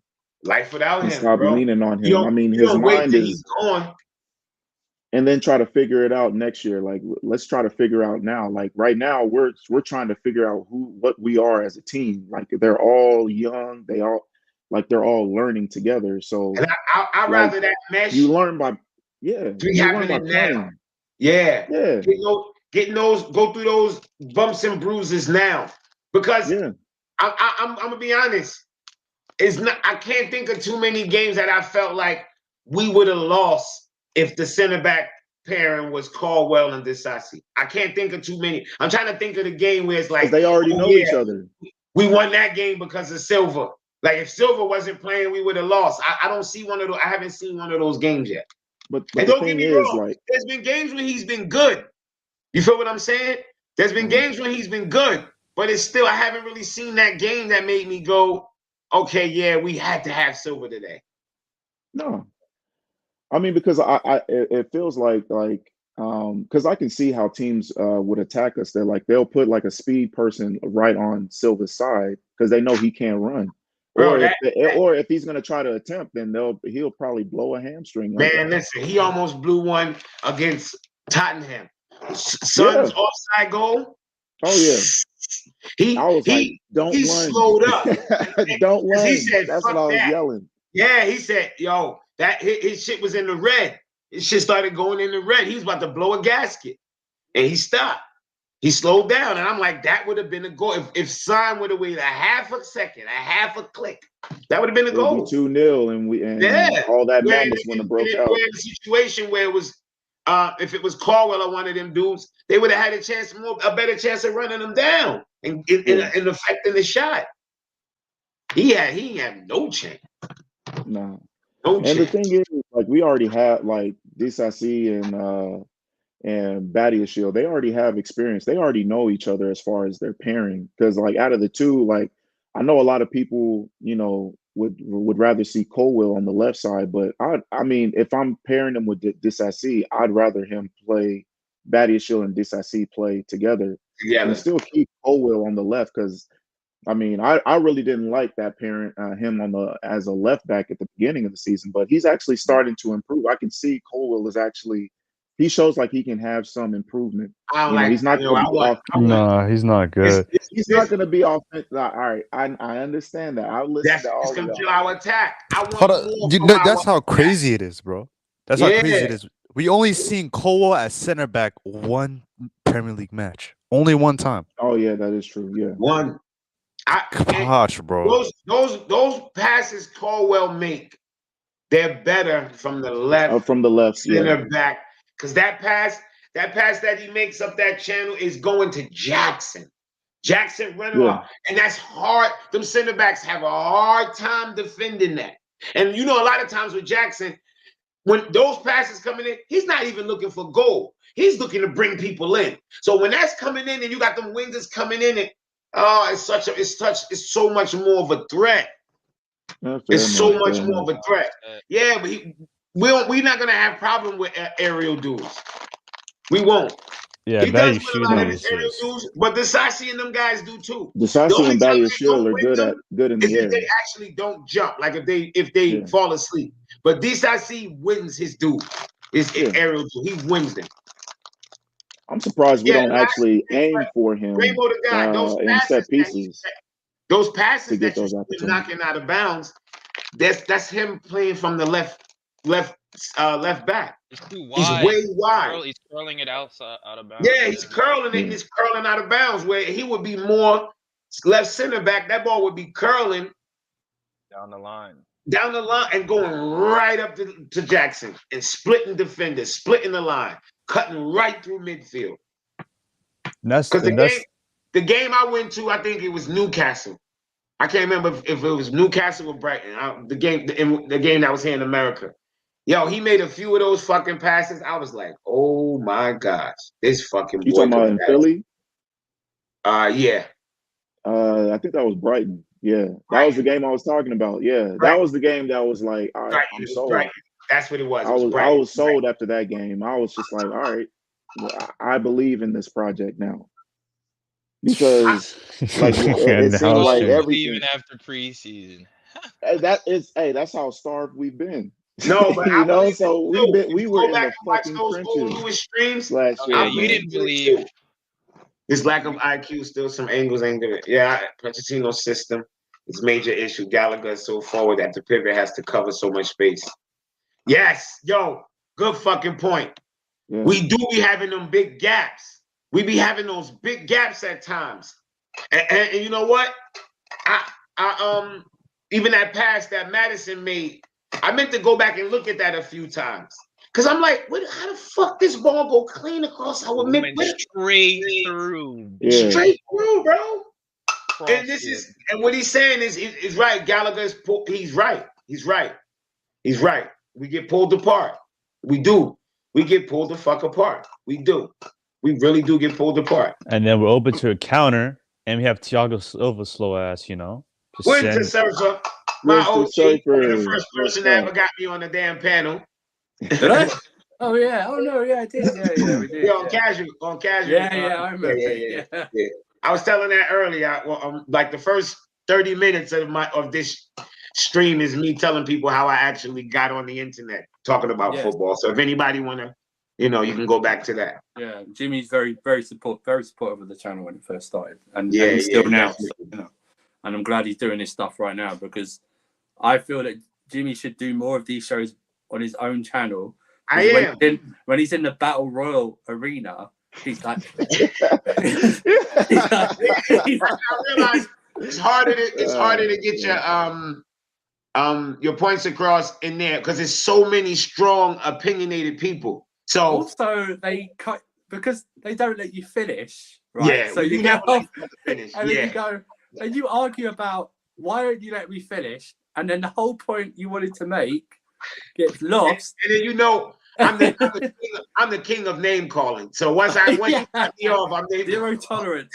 Zero No, tolerance. but I mean, that's That's kind of what I like said the in chat. beauty. That's what I said. If you can't in the chat, if you can dish it out, right, in the chat because you're brave, then don't be offended when someone when calls somebody you back, gets you back. Exactly. People have got different tolerance levels. You know what I mean? It's not even tolerance levels. They've got different reactions. You know. Now it's just, you know. But like I am way more relaxed on my channel on the panel. Yes. I don't know why. I guess because it's your shit. You can't be acting like an asshole. Yeah, and that's why it's like. Yeah, that'll help. I'm surprised Lewis makes any money off this channel sometimes with what is said on there. You Yeah, know, Yeah, he it's should like, have been canceled. He should have been canceled years ago. I'm watching you monetize a lot of his shit. The gunshot, yo, Alex shooting his shotgun out the window. That should have got him off the internet. But he got yeah. excited. Yeah, We all see him to be like the way he got excited. He was like, huh, like an old man. Bam! Yeah. Everybody was like, "What the fuck?" I was like the only one not blown away. I was like, "Oh yeah, he shot a rabbit or something." Because that's I mean, a squirrel. It was a squirrel. Yeah, South, that's just Yeah, normal. I'm like, yeah, that's just normal, normal, but it's yeah. like, you know how it is. The internet, man. Not everybody they don't know what it is down here in the South. But you're talking about Thiago Silva, right? Yeah. As we started to yesterday, and as Jim and I experienced, not with a whole panel, but some of them, you can't even criticize the performance. It's like for me, I think he's been average. Season, right? He's had good performances. That's what I said. Come see, come sa. He's been okay. Yeah. He's been okay. Yesterday, even at Spurs, I thought, as I said to you, I said we were too slow, even against 9 men, because they hung on to the. I don't understand. They hung on to the bat, and obviously maybe that is a coaching thing, but then. It's very weird because you didn't see Poch jumping up and down on the sideline like angry. Like, somebody said Cole Palmer came out and said Poch's statement to them was keep it going. But I'm telling them that could mean just stay focused. That don't mean keep it. He clearly wasn't telling them to attack. Yeah, don't worry, we'll get it done. If y'all watch towards the end, go watch that game over. Malo Gusto got the ball off of one of their corners.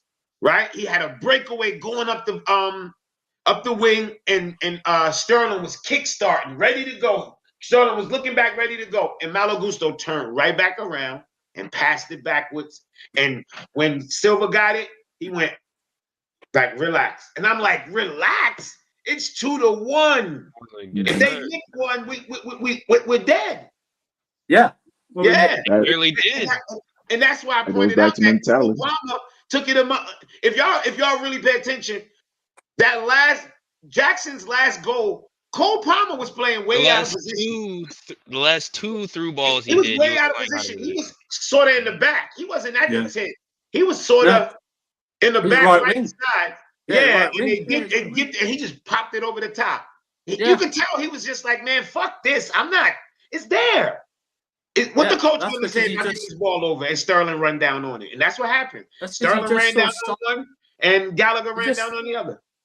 He just saw the sun chance. Oh no, it was the fourth, wasn't it? But it was like even like that. It was like we should be winning this.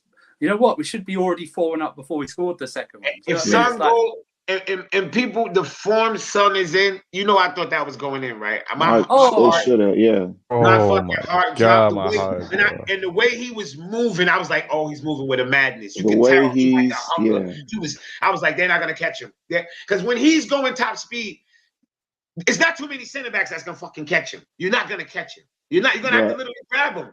And nobody could grab him. Nobody was close enough to take the foul. Because if they could have, they would have. I know they would have. nobody could even take the foul.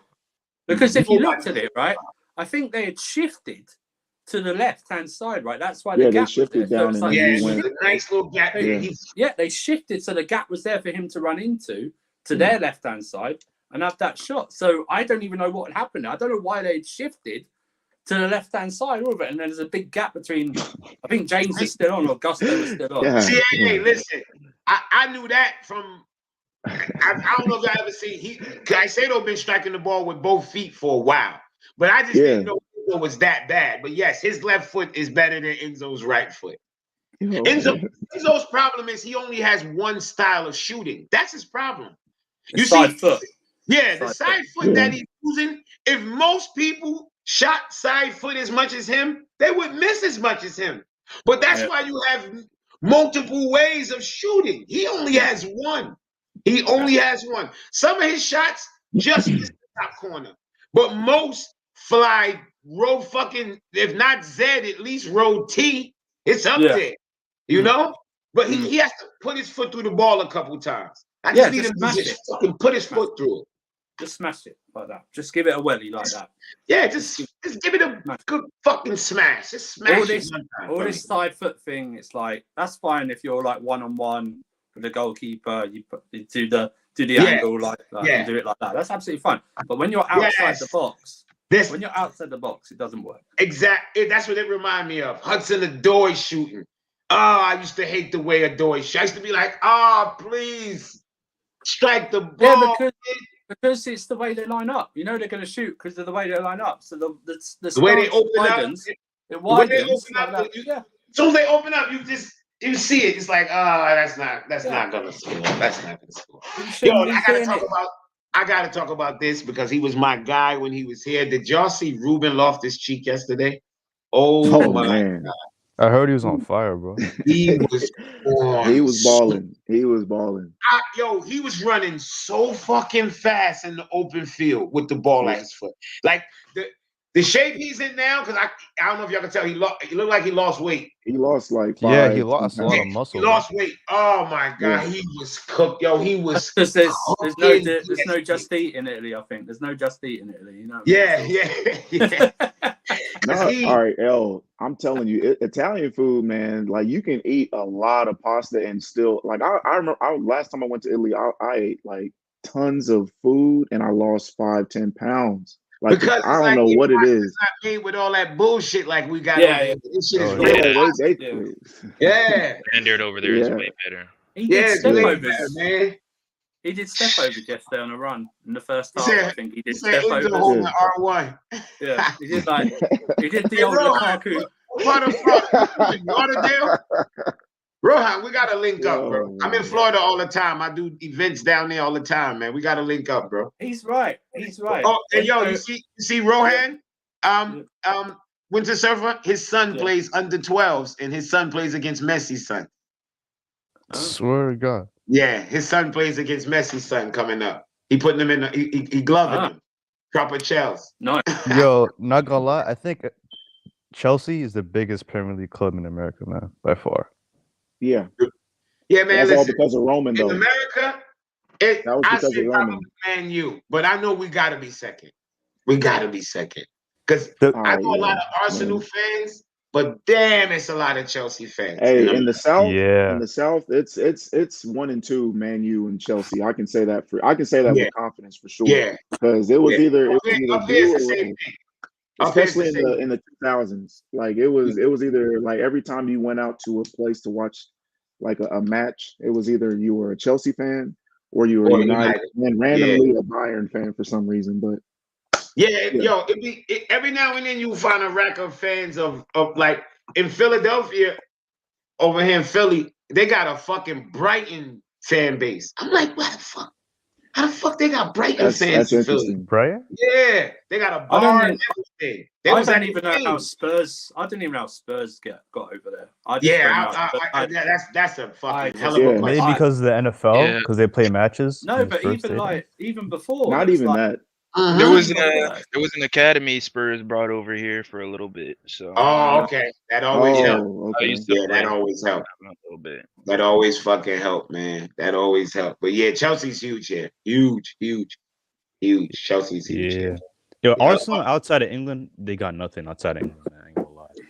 I'll give them Asia. No, Arsenal. They have no. They not as they big in America, but yo, everywhere else, Arsenal's huge, bro. Like especially like India, Africa. Yeah, India, Africa, and and Southeast Asia. Huge in Africa, bro. Chelsea's easily the biggest in Africa. But so is Chelsea. Chelsea's humongous in Africa. Yeah, that midfield, what that midfield did back in the day for our African diaspora, trust me. Yeah. That's what John Opie Mikel said today. He was on a radio station over here. He goes, one of the reasons I chose Chelsea is because they had Drogba, they had Essien, stuff like that. Players like that. So he felt more comfortable. One of the reasons because he would have felt more comfortable settling in. Arsenal's big in the Caribbean by far. Big in Jamaica, big in Antigua, big in Trinidad, big in all those islands. I can tell y'all that. Yeah, it's a lot of Arsenal fans there. But I think Arsenal, especially like the ones like my age group, a little bit younger. Yeah, because our Arsenal was nice then. That's when Arsenal was prime Arsenal. Prime Arsenal. So Liverpool is non-existent until now. Yeah. The Liverpool fans that all the Liverpool fans that I know are my age and older. And you know, that's because I'm Jamaican. A lot of Jamaicans my age and older, Liverpool fans because of Barnes. So everybody was Liverpool. They all was Liverpool. Makes sense. Fans. Yeah, everybody was Liverpool fans. Everybody in Jamaica was Liverpool fans. They all love. And I used to live in the Middle East, and I ain't gonna lie, Man City over there is huge, bro. Huge. Gigantic. Not surprised neither. Yeah. And you see Arsenal at the Jamaica kid. Yeah, they know where their bread is buttered. Trust me. They know where their bread is buttered, man. Yep. Oh, man. They'll have that. It'll be specifically looking at the average position of players on SofaScore. Pochettino doesn't want fullbacks to attack, and that's what I'm saying. I don't know why he got so pussy. The only person he let attack like that, and that like really like got the super green light, is Reece James. Yeah. And he's put a couple shots across goal that he's almost. It's almost there. Yes. Almost. The keeper's beat. There was one in the first half where he should have drove more, but he crossed it in because there was like he crossed it. Yeah. That's what I mean. I would have loved to see him drive. I know exactly. That's why I would have gone drive and shoot like that. I think he. Would, you know what? I think he would attack even if he was told not to. Yeah, he's gonna attack anyway. He's gonna do what the fuck he want. Yeah, he's gonna do what he wants. Yeah, he's just rusty. He'll come back. You can see. I love like Reece James. To me, why I feel like he's captain material because he's not that vocal leader. But if you on the field with him and you watch how he play, he barging, he pushing, but like that's leadership. That's like to me. That's example, like if you get into one of his players, Reece James is there. He's gonna back you too. Like, what the fuck? Like that's leadership to me, man. That's leadership. Yeah, leadership doesn't have to be someone shouting. It's how you play. Oh, blessed in, yo, you are definitely right. You know if Kenya is United or Chelsea, that is true. Yeah, I don't need you shouting and hollering because not all the time. Yeah. If you're shit as a player, then what does it do for me? Do you know what I mean? I don't need. That's why I hate when they say experience. Like it don't matter if you're garbage, bro. Eden Hazard was captain Belgium for what? Like in his early to mid 20s or until he retired. Do you know what I mean? It's because they usually give it to the best player, but it's because how he performs. The reason they didn't give it to De Bruyne when Hazard played is because Hazard was the best player. Hazard was the best player. You already know. Give it to the star. You already know when you need something in the clutch. Who you going to? You remember that World Cup that year? Oh my God, Hazard was fucking amazing. Yeah, the reason Belgium didn't go through, in my opinion, one of the big reasons was Kevin De Bruyne's performances, especially in that semi-final. He's never been good for Belgium. Man, I will continue. I can't remember when he got knocked out, but I will continue to fight. The main guy. I will continue to fight rivals. Like Hazard was the best player in the world that year, from the World Cup season leading into the Prem season when we won Europa. He was the best player in the world. He could do absolutely whatever he wanted to do against anybody. Against anybody. Such a fucking player. I remember me and Lewis was talking one day. He said, Jimmy, just a random day when I'm bored, I just throw on Hazard comics. I started fucking cracking up. Yeah, man. This is one of the reasons why I became a Chelsea Hazard is fan. his GOAT because he's much younger. Hazard? Lewis is what, 25, I think? Yeah, something like that, around that age. Yeah. Lewis is a young guy. He said, man, it's all Hazard for him. Drogba, Makelele is my guys. Drogba and Makelele. It was No way, man. That was yeah. That's when I played. It was Makelele right there. Makelele because it's why I became a Chelsea fan, but I became a Drogba fan so quick. It didn't take long. It did not take. Yeah. I often think that my guy's Zola, right? Yeah. And, we signed him when there was no transfer window, so we think we signed him in November, and he still got player of that year, even though it was 3 months into the season. That's one. If he was to play now, he'd rip up these teams right now. It would be easy. That's what I said earlier. You could fucking break ankles. Imagine now when you could barely touch. And the shit pitches. The shit pitches as well. The shit pitches. The ball bouncing not this over carpet the crap. Not this carpet crap at the Emirates and all that shit. You know, all the wide pitches, the dirty pitches, all clogged up because they're on a budget. No, they didn't have super waterlogged. Breaking your cleats. Yeah, stuff like that. Can he do it? Can he do it in a cold night in Stoke? Yes, he can. Yes, in 05. No, Zola married like elite brain with elite skill, and like in this game, he man, and like the numbers that's you know a lot of like you got like Hazard didn't outside of the game itself, he didn't work hard. Like Zola was an all-time. He was like a football player, bro. Yeah, like different. Yeah, Zola was a player I had to sit down and watch. Yeah, same. The little mini documentaries and the stuff people put together and the shit, like when they sit down and interview him and all that shit. I watched one whole one that was in fucking Italian with subtitles, and I just sat there like a fucking kid, like. Because I had to get the history, like, because I didn't get to watch him play at his best. I had to get that history. It was the same with me because everybody kept being compared to Zola, and I was like, "Where's Zola guy?" And like, this was when I was like young, like teenage wise, and I was like, "Oh shit, this he was that dude for real, for real." I often think we should still have Ancelotti. Yeah, up to now, he should still be our coach. He should have been like our fucking Fergie. Yeah, I think when someone says, "Oh yeah, Hazard's the closest thing to Zola," I disagree. I think Mata was the closest thing to Zola that we had. Bro, I cried when he got sold. I cried. I love Mourinho. I love Mourinho. For Oscar. For Oscar. 30 was it 30 assists in 1 year? An ugly red that was crazy. You know what the funny thing was? You know the ironic thing was? I love Jose Mourinho, right? I love him to death.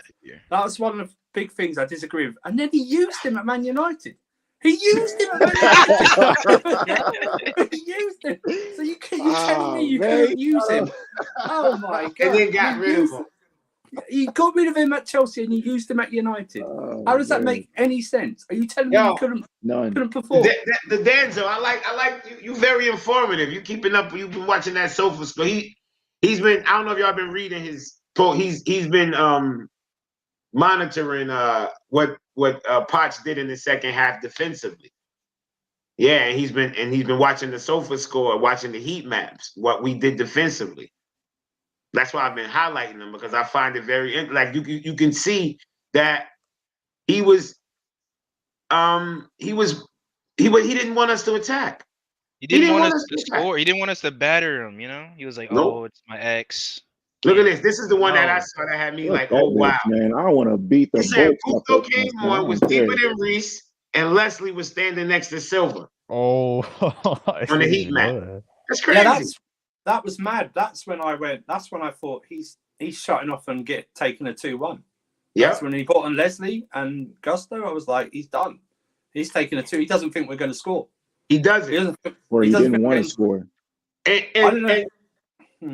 And with 9 men, go attack. Go, bro. Best form of defense is offense. The first two, their 2 lines were like 2 feet in front of each other. Yes. Like that. It could have been a 7-1. They're inviting you. One line here, the other line here. Let's just pop it over the top. Yeah. If they were inviting us to they were so put up close, they more probably than would what we have tripped did. over each other. Just pop it over the fucking top. They were literally back to back. Yeah, Just Anyone else imagine the rate they were headlines, inviting us. man. overheating? Imagine Bro, a look, 7-1 away win at Spurs. That's- Oh I my said that- gosh. I would be I unbearable. said that to I said that on the stream I would yesterday. be unbearable, bro. I said it on the stream yesterday to Jimmy. I said, and the rest of them, I said, I'm not disappointed we won. I'm disappointed I can't come on and say 7 or 8-1. 7-1 on the Could have season. done 7 or so 8-1. much Right. more. Because it's different. For me, beating Spurs isn't like when I said to Jimmy yesterday, and we got confused. I don't mean he doesn't understand. It's like Yeah. Like, No, I people get like- it. We did what we're supposed yeah, to but do. no, he understands. But it's like we would ban to no, but to actually go to their home, right? Get them 7 in I the don't toilet care if they're bowl. down to 9 men. It's their own fault they're down to 9 men. There's no controversy, Yeah. right? But to actually we own their soul anyway, more than Arsenal. We own their soul. We own that ground, right? But Own to it. actually step 3-point on their lane. necks, like 8-1. Imagine coming away 8-1. Top You of can the never- league. And they're at the top of the league, man. Manchester United can always say to Arsenal, we beat you 8-2, bro. 8-2. We beat you 8-2. And Nadine 8-2. Emre, That- someone said, That is a drug. 8-1. That's what I was saying about. That's what I was saying about the game Sunday. I don't want to see no 3-0, no 4-0. The most I could take is a 2-1, 2-0, maybe. Like if we're Right. gonna lose with some pride and some dignity. Go out there fucking Yeah. fighting. Don't be out there with the heads down, moping. No. Don't do a And- Conte. Don't do a Tuchel impression with 3-5-2, Werner, Yeah, Lukaku don't- shit. Don't do But that the thing home. is, Don't please do a Conte. Don't do a Conte Hazard up top by himself away performance. That Please 1-0. don't. Don't just. I'd rather you have a go. Do what you did against Arsenal. We You know have what I mean? a good that, chance, and that's man. and We that's have a what good I think chance, we're I gonna swear. do. Like I honestly, I don't think we're gonna go 2-2 to Man City, but I think they're gonna have this mindset like hey, I ain't got shit to lose. I'm gonna go and play. I'm gonna see what I'm capable of against the best. Because Man City, look, they're the best, They are. and we have that. I mean, we don't really have like a rivalry with Man City, so to speak, or whatever. No, but, it's not. No, we right. do. but at the same time, it's like you want to see you. I mean, if you're just a natural competitor, you just want to see how you stack up with the best. That's all I want to. That's Yeah. all I want to see, man. Yeah. Have some nuts and go honestly, bro. and go I and think get this it. team. That's I it. think this team can easily finish top 4, but Poch is just shit. Like he's just that Playing with bad. the handbrake on, man. Yeah, he's think- waiting for Nkunku to come back, and then he's like, "All right, Yes. then you'll see." And Like that's he's what having that I'd mentality, rather and him it's do what stupid. he's gonna do when Nkunku's back now. Put him in. So Nkunku And could put just him come in. in and So go. that when everybody Put is him ready in. to work, You know yeah. what? What he should be doing is playing his football and then making a cuckoo and adapt to that. Adapt to that when he comes It's in. not You even. don't It's adapt not to even what- hard, bro. Just play not even fullback. hard. Just You see, he's not. What is different? What's the difference going to be? He's probably just going to replace Jackson. That's all it probably is going to be if we think about it. Yeah. Because you Yeah. can't drop Palmer because he's played no, himself. play in. Palmer on the right. And then you've got Sterling. That's what annoyed me. I told you yesterday, Jimmy, on Monday. I don't know why he switched Sterling from the left to the right because the he was right? cooking Porro. Porro actually had that second half. He defended well. He defended. well Oh that second half. man, He He was was Telling you, he didn't want us to beat them Golly. bad. I'm telling you, he Roasted. didn't want Cooking Porro. Roasted. Porro could He was not defend it. roasted him. he could do nothing. He was roasted. He was spit roasting him on that left hand Yes, side. He he was could not destroying him. fucking defend him. Could He not could. do I don't it. know why he took him off. I'll No, be he right back. switched I'll him be to the right back. right. He switched him to the right. I couldn't believe it. I was like thinking, what's going on here? Porro's defending well against whoever was on that left, like Mudryk and whoever it was. And Yeah. then it was I don't like- know why, but when Mudryk comes off the bench, he just doesn't do as well when he starts. You know what I mean? I think he finds it at the moment hard to get into the rhythm of the game. Although Yeah, that's what I Monday's was game, about I to don't know say. what the rhythm was really. It was like just trying to hit it over the top, which annoyed me. The guys, I mean, it was ridiculous. I don't know why they needed to run so far, like ahead of time. Just let it. But it's there. I'm saying you're faster than them. Just Yeah, you're faster. step You're back. one of the Yeah, fastest and men that's the in the part league. like that I don't get with Poch is that you have elite speed in Mudryk and you bring him in to play against in the 70th minute to play against low blocks. Like you're I don't understand. It's like he's self-sabotaging himself. Like there's no I don't understand his train of thought Yeah. in some of these and how he's using these people, like use them to the best of their ability. you know. So yeah. Honestly, the attack options, like when he puts out their attack, it's not that bad. But when he puts out the defense, I just don't understand the fullback shit. It just makes no sense to me. Because we can see headers either way, so you can't even say it's about height. Made no sense to drop Cucurella for two reasons. One, he's playing well, and second of all, that was a wide pitch as well, right? So Colwell is good, but he's not the best like one-on-one defending out wide because his body and his physique is not conducive to that as a fullback because he hasn't played fullback. He's a centre back. You can't be a 6'3" fullback, man. It's almost impossible. Exactly. You can't. You don't see. It's the reason when you play pro clubs, you don't see 6'5" wing backs. You know, when you play, you just don't do it. You don't do it. They're all like 5'10" or whatever maximum. Dan Burn. The reason Dan Burn played left back, and I have no idea why more people didn't actually exploit him because he's a centre back. He's the only one that's like 6 foot because he played left back before. You know, I'll put this as and I'll switch the sport a little bit here because like my first sport is basketball, right? Because I'm tall. And I hate guarding short people because they're so quick and agile, and like it's hard for me to reset and turn my position. Yeah. That's what I see with Colwell. Like when someone is like trying to do a 1-2 with him, they're right even with him, and then as soon as the ball's gone, they're gone, and like you can't recover.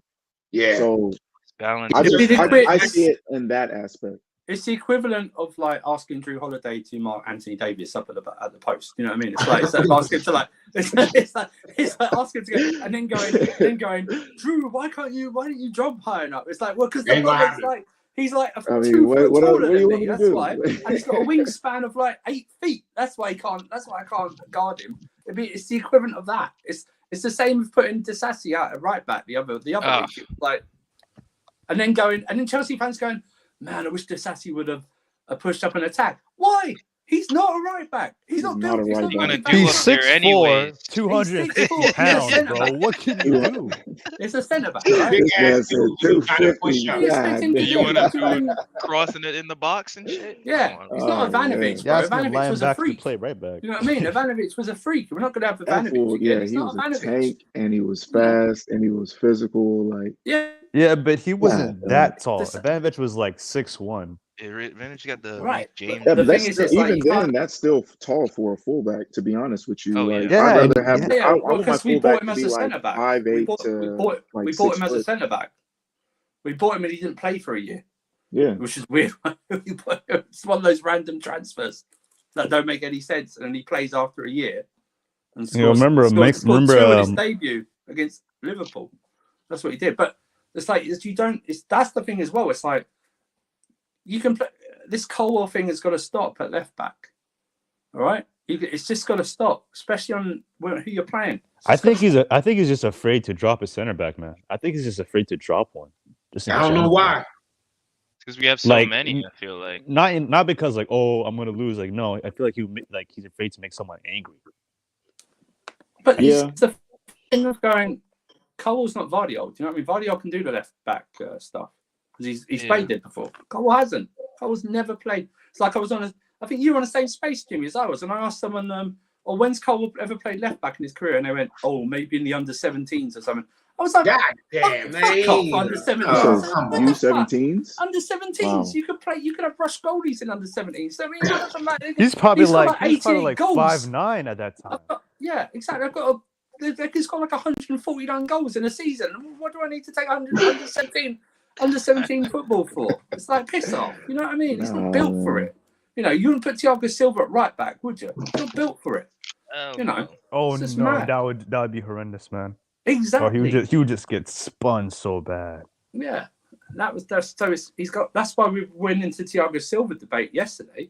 We weren't saying like he played bad against Tottenham. We're just saying the overall, like, if this isn't the season to start blooding a partnership, and I know there's been injuries, but there's been injuries to Disassi and Colwell. We could have started them in most of the games. Disassi's been better than Thiago Silva. To be honest with you, but Disassi's been a scapegoat for Thiago Silva. Yeah, he's been a scapegoat. It's like, even that the chance that Spurs had, I think the Dyer goal was because both of them went for the same header. And I think he picked off Son, and in one of them, they both went for the same header. It's like, speaking of what doesn't get taught, like, are we going to learn how to defend on the back end of a set piece? Tell me about it. No, I think That's honestly, no, it's not even our remember center West backs, Ham? it's our fullbacks, West it's Ham, the midfield. it was Gallagher's Whoever's fault at as the well. back, they pretend like that. I Whoever's will. at the far end is just they don't Honestly. exist anymore. Like the amount of goals that we've given up this season. That's the thing. I don't know why Like, it's always it Gallagher boggles my guarding the mind. back post as well. Because remember Yeah, against the West Ham, last game against Yeah. Tottenham, it happened back to back with Gallagher. Fell asleep. Fell asleep. like Let's he's see. always Makes guarding no the back. sense. Why is Gallagher the one guarding the back post? Like we always concede makes there, me- and you put Gallagher. I don't know if are we doing zonal marking again? Are we think doing we're that? I doing think I- no, we're not, right? Partial. We're not doing No. zonal marking. Right? No, that annoys me. I hate zonal marking because it It makes was no man sense. up. He just Yeah, didn't but get his guy. It's He, let mad, his guy. He didn't even look over his shoulder. He literally went and double teamed whoever that was in front of Yeah. him. it's mad though who we have sometimes marking the opposition players because I see like Enzo marking the tallest dude in the box sometimes. Yeah, It's I don't like, be understanding that. I be don't lost when I understand see that. He was on Van Dyke in game one. Yeah, in a that was set that. piece. 5'8" Enzo. I was like, what the fuck are we doing? Shit. Because it's not as if now with VAR, if he punches him in the ribs, he's going to get away with it, like in the old days before VAR. He I can mean, Enzo is elbow about that someone life, in the so ribs yeah. so he doesn't jump. Yeah, he's going to get caught. It's just mad.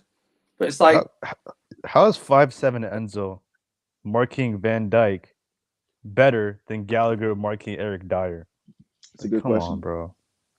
Gallagher's 6 foot tall. He's not even short. He's just terrible at it. He's 6 foot. Wow, I didn't even think he was that tall. see, that's where I expect them on the players on the pitch to sort that out. Yeah, yeah. You know what I mean? Yeah. I would go to them if I was like Thiago Silva or Disassi or something like that. I'd go.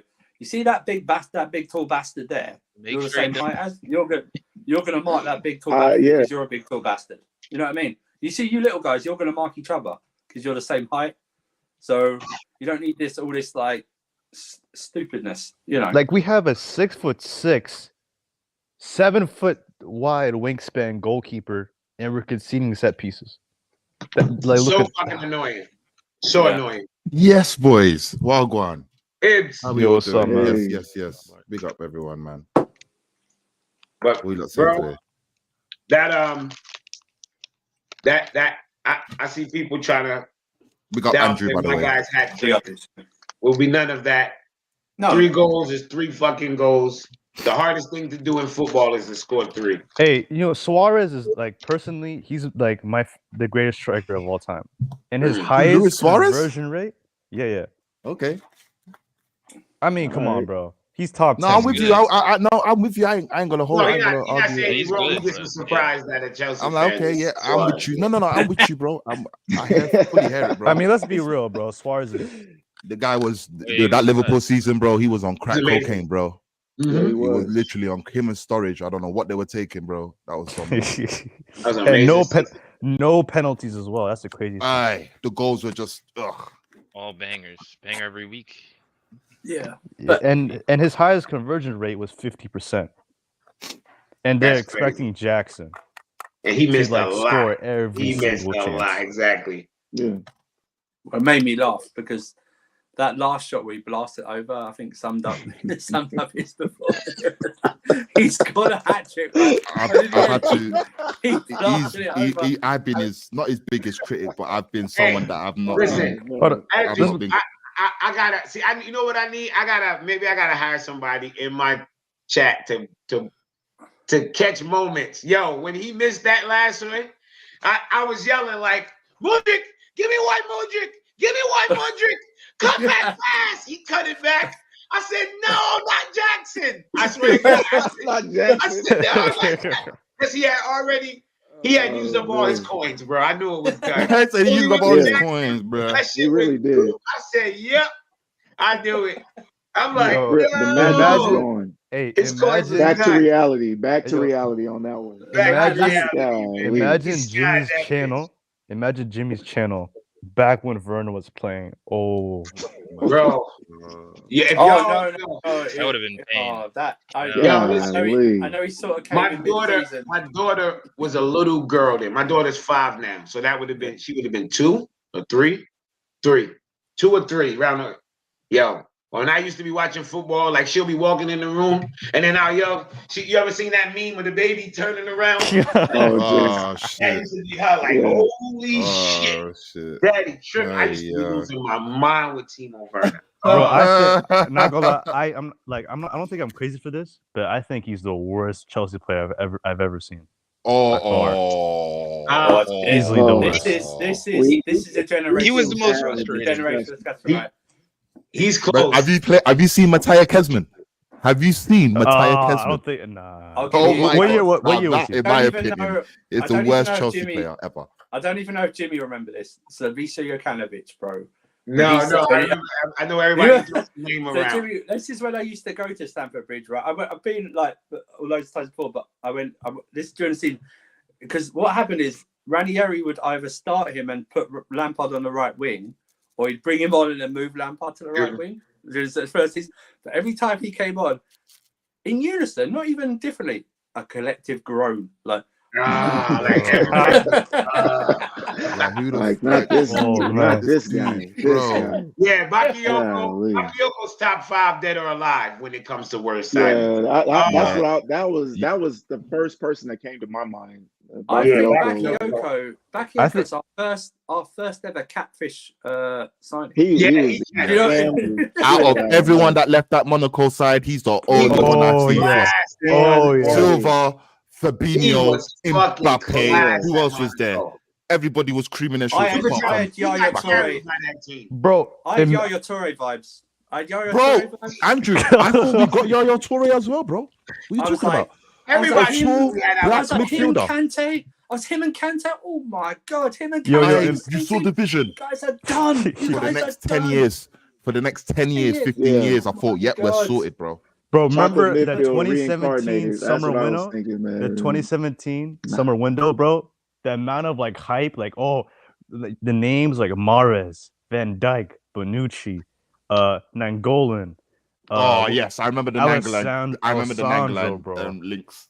I remember the Danny Drinkwater. Yeah, I kind of knew Drinkwater was going to be a shit show. Yeah, he was the last day signing. It was just like, had. Do you remember the reason? One of the big reasons I was sort of getting into Twitter about them. It's like, oh yeah, well we got him to help out with Kante, and I was thinking, why does Kante need help? He just come off the season winning the title. We won the Prem with him the first season. Yeah, there was whispers that he needed. We had like carried Drinkwater.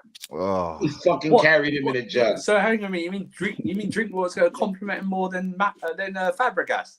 They just played a season together. You idiot! Well, 35 million for him. I don't know which window was worse of a letdown, 2017 or 2021 after you won the championship. No. I always say this. Everyone forgets this.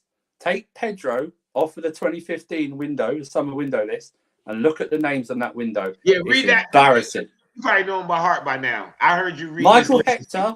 Matt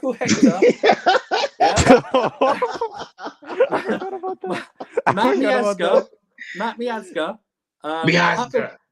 Baba Rahman.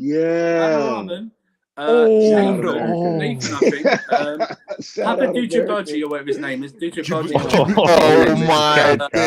Oh my god. There's a couple of more, and it's like, Begovic, the goalkeeper. Begovic, the goalkeeper, the backup one. My god, bro. He played a little bit. Imagine that. Imagine going to Jose Mourinho. Right, so you come back second season, won 2 out of 4 cups we can win. You know what we're going to do to back you? We're going to give you basically a shit list, a literal shit list, apart from Pedro. If you remember, on top of a shit list. If you remember the Pedro transfer was actually a hijack because he was going to Man United before we jumped in. Yeah, that is true. He was going to Man United. So Pedro actually papers over that entire. Who were even the good links? Like Mikel all over again. Who were the good links in 2015? No, but I'm just saying, I don't know. But even we could have just done with just Pedro. We didn't need to buy anyone else. You know what I mean? If we just done with Yeah, Pedro, we literally could have just bought Pedro and left up everything. Fucking Michael Hector. Who the fuck G. is Michael Hector? Michael Hector, you know, Donny came Michael from non-league to championship to have a spell at Chelsea, then go back loan to championship. That guy is just a weird defender. Where does he play now? Was it not Fulham? Even Fulham's let go of him. I don't know. I don't think he plays football anymore. Did he even? Brother, them man, they're gone now, bro. How much did he even play? I don't even Bro, remember. he's a championship guy. He didn't play. He came and just went straight back on loan. Wait, he never played? He never played? Michael Hector didn't play one football for us, you boy. You know what? He's not even a wonder brother. kid. He's not even a wonder kid. Yeah, he's not even a wonder kid. It's not even you go like, oh yeah, we'll buy him for. Oh, with Falcao as well. Remember Falcao alone? And Pato. And Alexandre Pato. No, that was January though. Yeah, Pato came though in the January. Yeah, but oh my god, that stink fest. Yo, remember when Hazard came out in an interview saying if PSG came with an offer, I don't know if I could it would be hard to not to accept it. Right before the PSG match.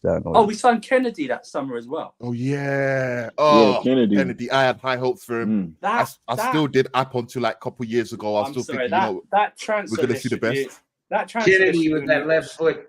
You know that list of transfers? That should be on FBI's most wanted list right there. That transfer list. Yeah, that was terrible. It should be like that.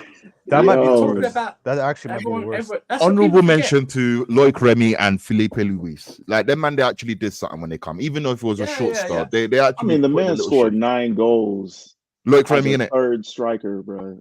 Yeah, Loic Remy. I kind of. read. Problem with Loic Remy was when Costa was injured or suspended that season. Loic Remy started and then he got injured. He got injured. He would get injured at the same time as Diego Costa. So he never got a stretch. He never got this chance. Yeah, he never got this full-fledged chance. Yeah, he was very good, man. It was all right. Like Denver Bar. I shout out Denver Bar. You already know. He scored that critical goal against goals, Liverpool. Man. I won't forget. Denver Bar. He scored a couple critical goals. He scored a couple critical goals away from home too. Shout out. Bruh. You know, I'm looking up the top free agents from 2015. It said the first one is John Terry. Second is Michael Carrick. Third is Danny Alves. Fourth is Klaas Jan Huntelaar. Do you know what? Yeah, do you know what? I always thought, we bring Huntelaar to our squad, he will fucking bang. I always he was a striker. I remember he scored goals. He always scored like very important goals. Not a lot, but very important. If we got Klaas Jan Huntelaar at Chelsea, would he actually do well? Like we've had some strikers, but he would have probably done better than Morata. Oh yeah, he'd have been better. Morata. What a fucking Morata was bad, bro. That guy's a money now, bro. Yeah, 2017, 2015. Now that I think about it, it's clear we didn't have a success. We didn't have a clear succession plan when we won the league. Or when we won the Champions League. To build on that, and we didn't have one in 2021. Nope. In my opinion. It was terrible. Saul Niguez was literally remember the links to Chouameni and all summer Chouameni or Declan Rice, and then we got Saul Niguez on loan. We could have got him for 30. We could have got him for 30. He wasn't ready. Tuchel said Tuchel said he wasn't ready. He said, and then he got Saul Niguez. He wasn't ready. Yeah, that's the downfall of Tuchel. And then we got fucking Saul. We could have got him for 30 million euros. With this ownership, if they'd been back in 2021, they would have signed Chouameni. They would have. Yes, they would have. 100%. Because that would have president. Yeah. You're right. Easily. Yeah. Signed He would have signed him. He was young. They would have found. the profile. I promise you, they would have. They would have signed Chouameni, and they would have found Valverde and Holland. They would have signed Holland as well for sure. 100 million. Oh yeah. They didn't care. Yo, my brother. Listen, what do you want? I was the only delusional person in my whole friendship group that was believing Haaland will come to Chelsea. I was the only one. I psyched myself that this guy will sign, but I knew that it weren't going to happen. I said, I'm going to buy the shirt because I believed that we needed to sign a number 9, and that was the man. Why we went for Lukaku, I didn't mind it. I'm not gonna lie, I was kind of happy when Lukaku joined. Man. No, I ain't gonna lie, I didn't mind it, bro. when we got Lukaku, I was like, okay, fuck it. No, I was happy with it. I was happy with it. I'm currently looking at Erling Haaland. You wouldn't be like, yo, bring this motherfucker. Hey, controversial opinion, man. Before the interview, I don't think Lukaku was even that bad. I think it was okay. Before the interview. He weren't bad. Listen, he weren't bad. He just got injured. He scored, what, did he not score 2 goals? He was injured. Villa? Last second goal. He got injured for 2 months. He was playing okay. Came back. Interview. He 6 goals in 10 games or something. And remember before the interview, he scored 2 games in a row. He came back, scored against Brighton and some other team. I think it was Juventus in Champions League. Aston Villa. Aston Villa and Brighton. Yeah, because we won 3-1. He scored 2. I remember that one. Aston Villa. Yeah. I think Lukaku. If we had a prime Lukaku, I think he would eat in this team with Sterling and Palmer. They would feed him. Who have a buffet, mate? That's the sad part. All you can eat. That's the sad part. I low-key kind of wanted to stay a little bit.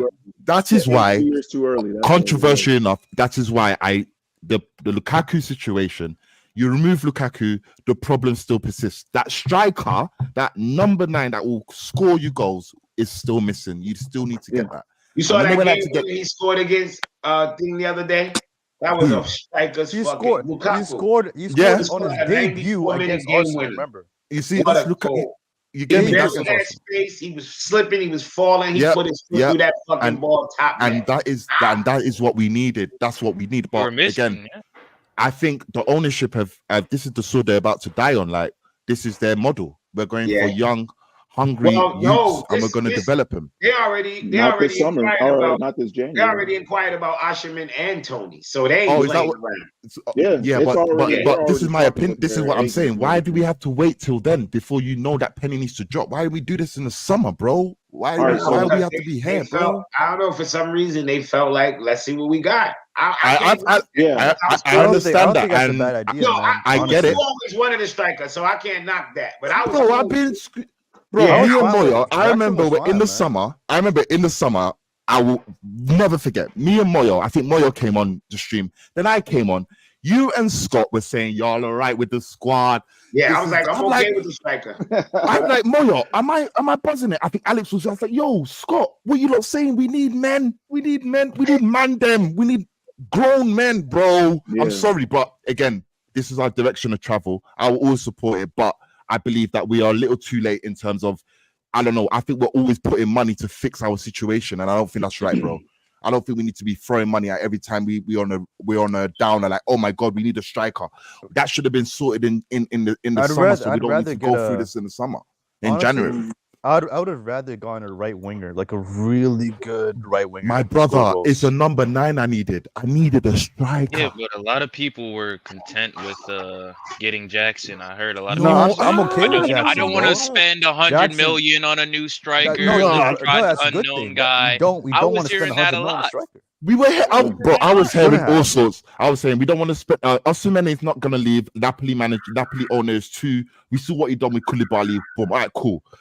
Who's Vlahovic? I don't want that guy. That guy's a fraud. What did he do last season? He's a fraud. Oh my god, Vlahovic is a fraud, man. I don't believe so, but I think that's still subject to opinion. But again, I needed a striker. I don't believe Jackson. Bro, the striker market is not that good. I think I agree with you there. It's really thin. So we're gonna have to pick up what we get. We're clutching at straws now. In January, we're going for the 2 hottest prospects. What we could have done, I think, was like, even though he's banned, can't you just sign him while he's banned? I don't know. I didn't know about that. I think someone said that about Arsenal, that Arsenal should have done that, and I don't know if that was allowed. I don't know if that was possible. You couldn't move him while you're right. Footballing operations, period, he was banned from. So I don't think you could sit down and discuss new wages or nothing. No, we're gonna have to wait till January, bro. Yeah, I'd rather get Tony than Osimhen easily, though. By my far, bro, Tony. I'll take. I ain't gonna lie. I'll take Osimhen, bro. I don't know. It's a Nigerian in me. I don't know. It's a Nigerian in me. Somebody asked me about this. Jimmy, Tony or Osimhen? I say yes. I heard you when you said that. You were like, yes. Either plug one. Give me a striker, bro. They both hella players. I'll take both of them. And both of them will score goals. Bang. About Tony from. Yes. Oh, imagine Tony striker, Palmer on the right, Mudryk on the left, attacking midfielder Nkunku. Ooh, I'm loving it. Yes. I'm loving it. It's gonna be a Hey, but not gonna lie, I think Jackson could reach 20 goals.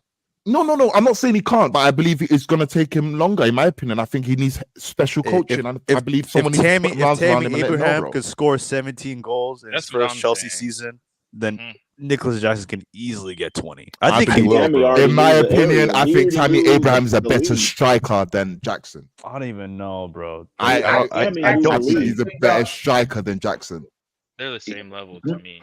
I think Jackson's gonna score 15 goals. I just think he's gonna have patches where he's not scoring, then he's gonna have a patch where he score like 7, 5, 6 goals, and then you have a patch he's not scoring, then he's gonna come back and score like another 4 or 3. When you look up, it's gonna be like 14, 15 goals in the game. Yeah. So far, you get a striker in January, then he can just do what he was supposed to do and just come on for like 20 minutes.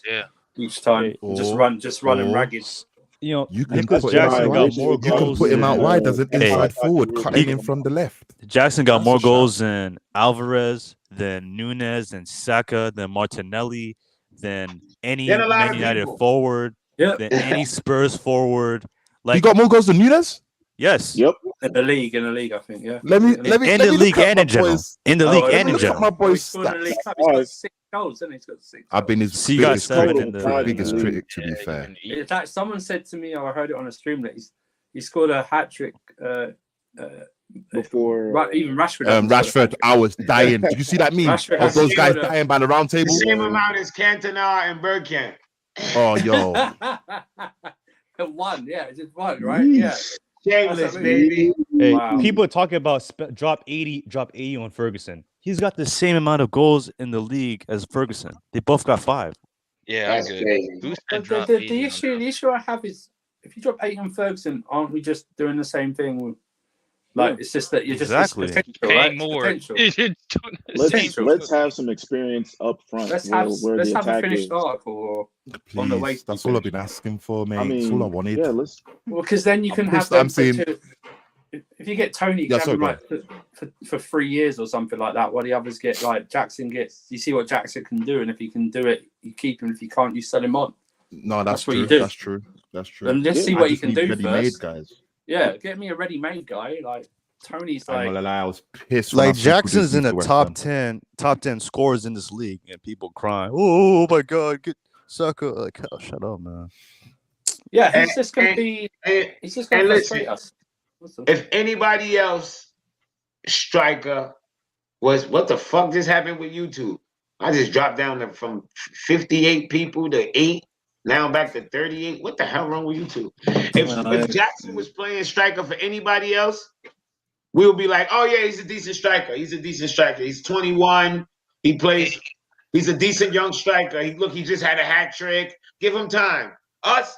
No! Oh, he's shit. Look, Nketiah got his hat trick the other day. I hear no one say it was shit. Why? There's no such thing as a shitty hat trick. There's no such thing. I'm sitting here November 8th, and this is how sad our goal scoring has been.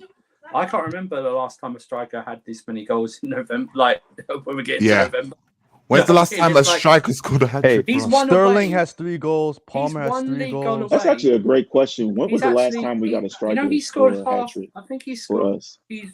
He's 1 league goal away from equaling Werner's second season, I think. And Werner has 6.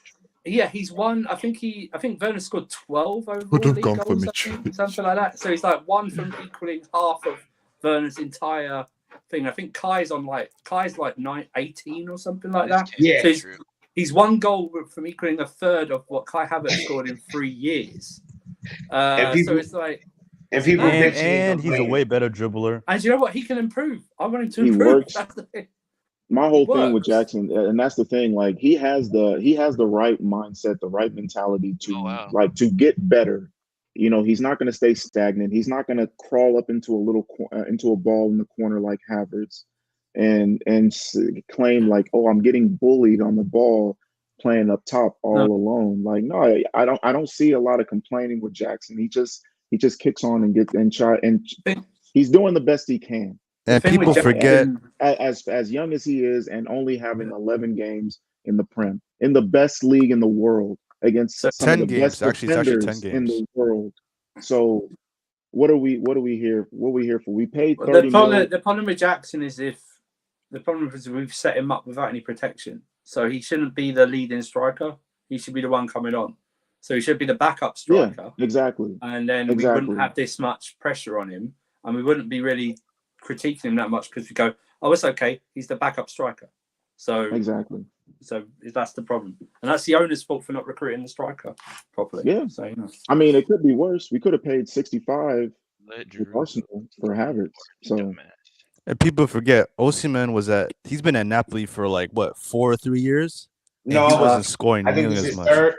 This third, right? His third year now. Yeah. Yeah, and he went. People forget he went there before he actually exploded onto this properly for 88 million euros. So he didn't go there for cheap. He went there for 88 million euros. Yeah, and Italian fans were was slating for him. big money. That's why they're gonna want the big fullback. They went there, they built double. them up even more. They're gonna want at least double that. Yeah. Yeah. Or they'll wait at least to his final year of his contract before they can sit down and negotiate. I hope we don't be dumb and sign another contract with that shit club. No. Yeah, bro. Yeah, bro. They don't love you over there, bro. They don't love you over there. They ain't gonna love you like they love you in London. They ain't gonna love you like they love you in London, bro. The club itself don't appreciate him. I think the fans love him. You know, bro. I just love that whole of Italy, the way they treat certain man over there. Even Lukaku, the way he got treated the other day, last season, I wanted him back. That treatment wasn't it, bro. From your own fans as well. Oh, hey, Syria, like when it comes to foreigners, they just don't like foreigners, man. Even Vinicius Jr., what he's going through as well in Spain, he just like every match or so, every away game, he just has to end up in a fight. Nah, but La Liga, they're used to foreigners, bro. But in Syria, I don't know what it is. Maybe because like Italian players just stay there. I don't know. I heard it's the south of Italy that they're it's not like that in like mainland, in like Milan or Turin, but in the south, like Naples, in like the that's north, where you get you get all of those weird behaviors. They have a lot. The south is very rough down there, man. It's more diverse in the north. Like when you go to like Florence and Venice and okay, I'm with you. But in the south, they're more like more Rome on down. Okay, it's beautiful. I'll give them that. Yeah, I'm trying to go, bro. I'm trying to go. There ain't a lot of people of color down there. No, I feel you. Yeah. I feel you. I just want Osimhen to come here. The love that Osimhen will get here. You're the first African striker to sign for like since Jackson, but like since Drogba, the most anticipated guy. Listen, the whole of Nigeria is with you. You just signed for Chelsea. Like you just forgot about Jackson. No, I did. I know what you mean. No, but like you know what I mean, yo. The most anticipated striker to come since Drogba, bro. The whole. Hey, yo, it's gonna be love as soon as you come. It's gonna be a party, bro. I'll be there, bro. The fuck. Hey, yo, everywhere. I gotta get this car to the mechanic. Hey, Jimmy, big up though, man.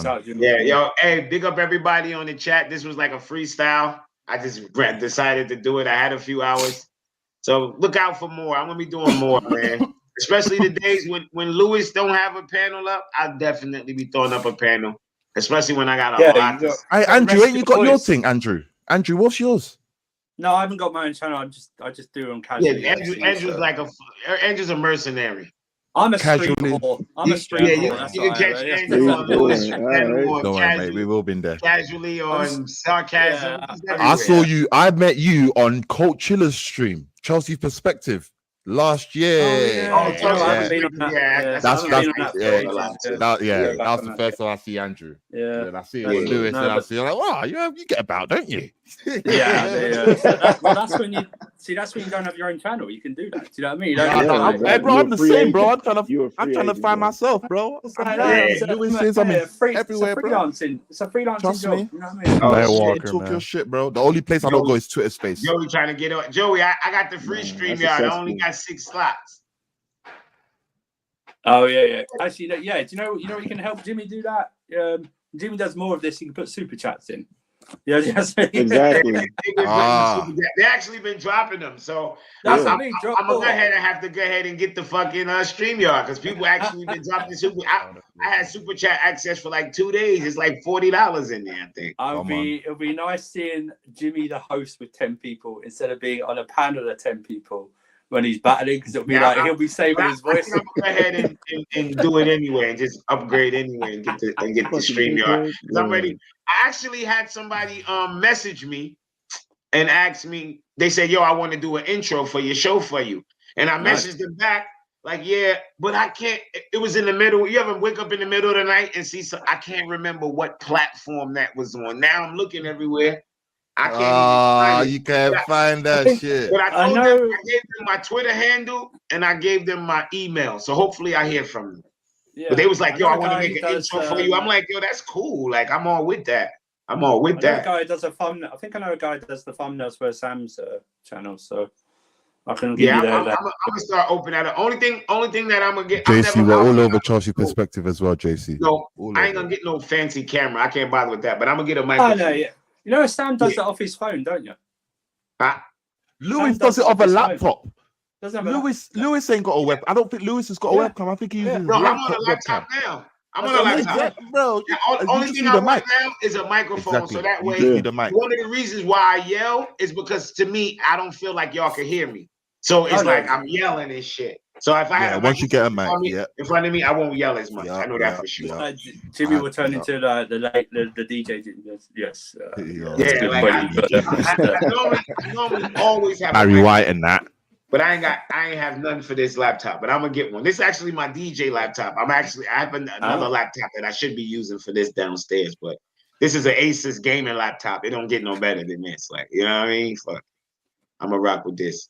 But yeah, man, I gotta run, man. Thank y'all for Jimmy, big up, man. Definitely. And that's stream. Dave!